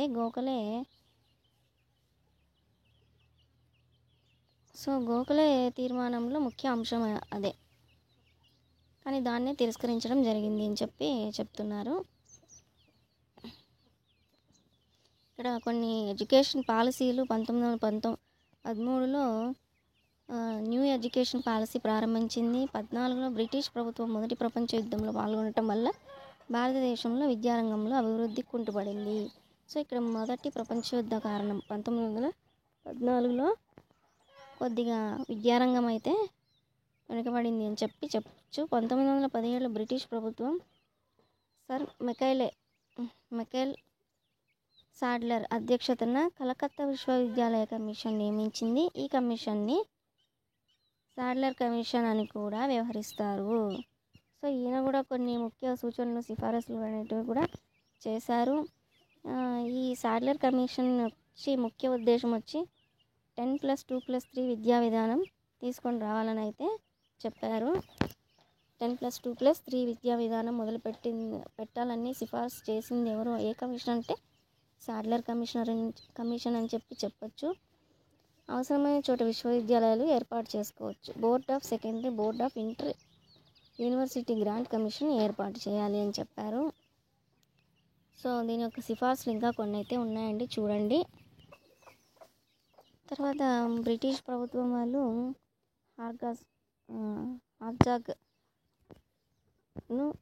ఫిలిప్ హార్గజ్ను భారతీయ విద్యా వ్యవస్థ కోసం సంస్కరణల కోసం ఒక కమిషన్ని ఇక్కడ ఏర్పాటు చేయమని చెప్పి చేయడం జరిగింది. ఇక్కడ హార్గజ్ కమిషన్ అనేది ఒకటి ప్రభుత్వానికి అందించారు.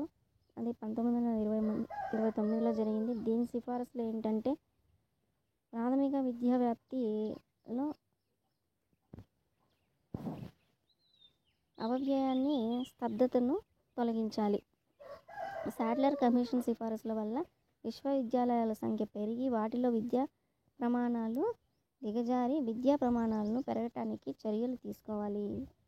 సో ఇక్కడ సాడ్లర్ కమిషన్ అనేది దాని గురించి ఇక్కడ ప్రస్తావించడం జరిగింది. ఈ యొక్క హార్జాగ్ కమిషన్లో ఉన్నత పాఠశాలలతో వాణిజ్య పారిశ్రామిక కోర్సులను ప్రవేశపెట్టి వాటిలో విద్యార్థులు చేసేందుకు ప్రోత్సహించి తద్వారా చదువుతున్న నిరుద్యోగులకు తగ్గించాలి. అలాగే స్త్రీ విద్య చాలా అసంతృప్తిగా ఉంది, స్త్రీ విద్యా వ్యాప్తికి చర్యలు తీసుకోవాలని చెప్పి ఈ కమిషన్ ద్వారా చెప్పారు. క్రీస్తు శకం 1929లో ప్రపంచవ్యాప్తంగా ఆర్థిక మాన్యత ఉండటం వల్ల ఏ విధమైన అభివృద్ధి కార్యక్రమాలు జరగలేదు. సో క్రీస్తు శకం 1929లో ప్రపంచవ్యాప్తంగా ఆర్థిక మాన్యత ఉండటం వల్ల ఏ విధమైన అభివృద్ధి కార్యక్రమాలు జరగలేదు. 1935 నుండి CABE కార్యనిర్వహణ ప్రారంభమైంది. 1937లో మహాత్మా గాంధీ వార్తలో ప్రాతిపదిక విద్యా ప్రకటన కూడా చేశారు. క్రీస్తు శకం 1937లో బ్రిటిష్ ప్రభుత్వం ఎబార్ట్ వుడ్ల నాయకత్వంలో ఒక విద్యా కమిటీని నియమించింది. అది ఎబార్ట్ వుడ్ల కమిటీ. సో ఇది 1937లో తీసుకురావడం జరిగింది. ఈ యొక్క కమిటీ యొక్క సిఫార్సులు కొన్ని ఉన్నాయి. ప్రాథమిక పాఠశాలలో ఉపాధ్యాయులకు శిక్షణ సౌకర్యాలు కల్పించాలి. బాలికల విద్య పట్ల ప్రత్యేక శ్రద్ధ వహించాలి. ఉపాధ్యాయులకు 2 సంవత్సరాల వృత్తి శిక్షణ ఇవ్వాలి. మహిళా ఉపాధ్యాయులను నియమించాలి. సో మనకి ఇదివరకు అయితే మహిళా ఉపాధ్యాయులు నియమించాలని చెప్పి ఏ కమిటీలోనూ రాలేదు. ఎబార్ట్ వుడ్ల కమిటీలో ఇక్కడ ప్రస్తావించడం జరిగింది. ఈ సిఫారసులో పెట్టారు. శిశు విద్య ప్రాధాన్యత ఇవ్వాలి అండ్ కృత్యాల ద్వారా బోధన అనేది జరగాలి. సో కృత్యాల ద్వారా బోధన అనేది జరగాలి అని చెప్పి ఈ ఎబార్ట్ వుడ్ల కమిటీలో మనకు చెప్తున్నారు, సిఫారసు చేశారు. తర్వాత 1939లో బ్రిటిష్ ప్రభుత్వం 2వ ప్రపంచ యుద్ధంలో పాల్గొనటం వల్ల 1944 వరకు భారతదేశంలో ఏ విధమైన అభివృద్ధి జరగలేదు. భారతీయ విద్యా చరిత్రలో 1939-44 మధ్య కాలాన్ని చీకటి కాలంగా భావిస్తారు. సో ఇక్కడ భారతదేశ చీకటి కాలం, విద్యా చరిత్రలోనే చీకటి కాలం అని ఏ సంవత్సరాన్ని అంటారు అంటే 1939-1944 మధ్య కాలాన్ని చీకటి కాలంగా భావిస్తారు. విద్యారంగంలో ఏర్పడిన సంక్షోభాన్ని నివారించడానికి 2వ ప్రపంచ యుద్ధానంతరం బ్రిటిష్ ప్రభుత్వం CABని సూచనల మేరకు సర్ జాన్ సార్జెంట్ను ఆహ్వానించి ఒక విద్యా పథకాన్ని తయారు చేయమని కోరింది. సో మనకి ఇక్కడ ఎబార్ట్ వుడ్ల కమిటీ అనేది దీని యొక్క సిఫారసులు అనేవి ముఖ్యమైనవిగా చెప్పవచ్చు. చీకటి కాలం అనేది గుర్తుపెట్టుకోండి, ఏ సంవత్సరం అనేది గుర్తుపెట్టుకోండి. తర్వాత సార్జెంట్ నివేదిక పథకాన్ని తయారు చేసింది ఎవరు అంటే ఇక్కడ సర్ జాన్ సార్జెంట్, ఈయన పేరు మీదనే సార్జెంట్ నివేదిక అనేది వచ్చింది. దీని యొక్క ముఖ్య సూచనలు ఏంటి అంటే భారతీయ తొలి విద్యా ప్రణాళిక సార్జెంట్ నివేదిక. సో ఇక్కడ ఒక విద్యా ప్రణాళికనే ఇక్కడ మొదలు పెట్టారు. సో కాబట్టి దీన్ని భారతీయ తొలి విద్యా ప్రణాళిక అని ఏదంటారు అంటే సార్జెంట్ నివేదిక అని చెప్పొచ్చు. 3-6 సంవత్సరాల బాలికలకు పూర్వ ప్రాథమిక విద్యను అమలు పరచాలి. 6-14 సంవత్సరాల బాలబాలికలకు నిర్బంధ ఉచిత ప్రాథమిక విద్య అమలుపరచాలి. దీన్ని 1984 నుండి అంటే 40 సంవత్సరాల కాలంలో సాధించాలి. ఉన్నత పాఠశాల స్థాయిలో 2 రకాల కోర్సులను ప్రవేశపెట్టాలి. 1 విద్యా సంబంధమైన, 2 సాంకేతిక సంబంధమైన. ఇంటర్ ఎత్తివేసి మొదటి సంవత్సరాన్ని ఉన్నత పాఠశాలకు, 2వ సంవత్సరానికి డిగ్రీ తరగతులకు మార్చాలి. దేశ పారిశ్రామిక అవసరాలను అవసరమయ్యే కార్యనిర్వాహకులను, నిపుణులైన శ్రామికులను తయారు చేయుటకు సాంకేతిక విద్యను అమలుపరచాలి. 10 నుండి 40 సంవత్సరముల వయసు గల నిరక్షరాస్యులైన వారికి అక్షరాస్యులను చేయుటకు వయోజన విద్యా కార్యక్రమాలు అమలుపరచాలి అని ఈ నివేదిక మనకు సార్జెంట్ నివేదిక అనేది మనకు చెప్తుంది. మొట్టమొదటి విద్యా ప్రణాళిక అని కూడా చెప్పవచ్చు.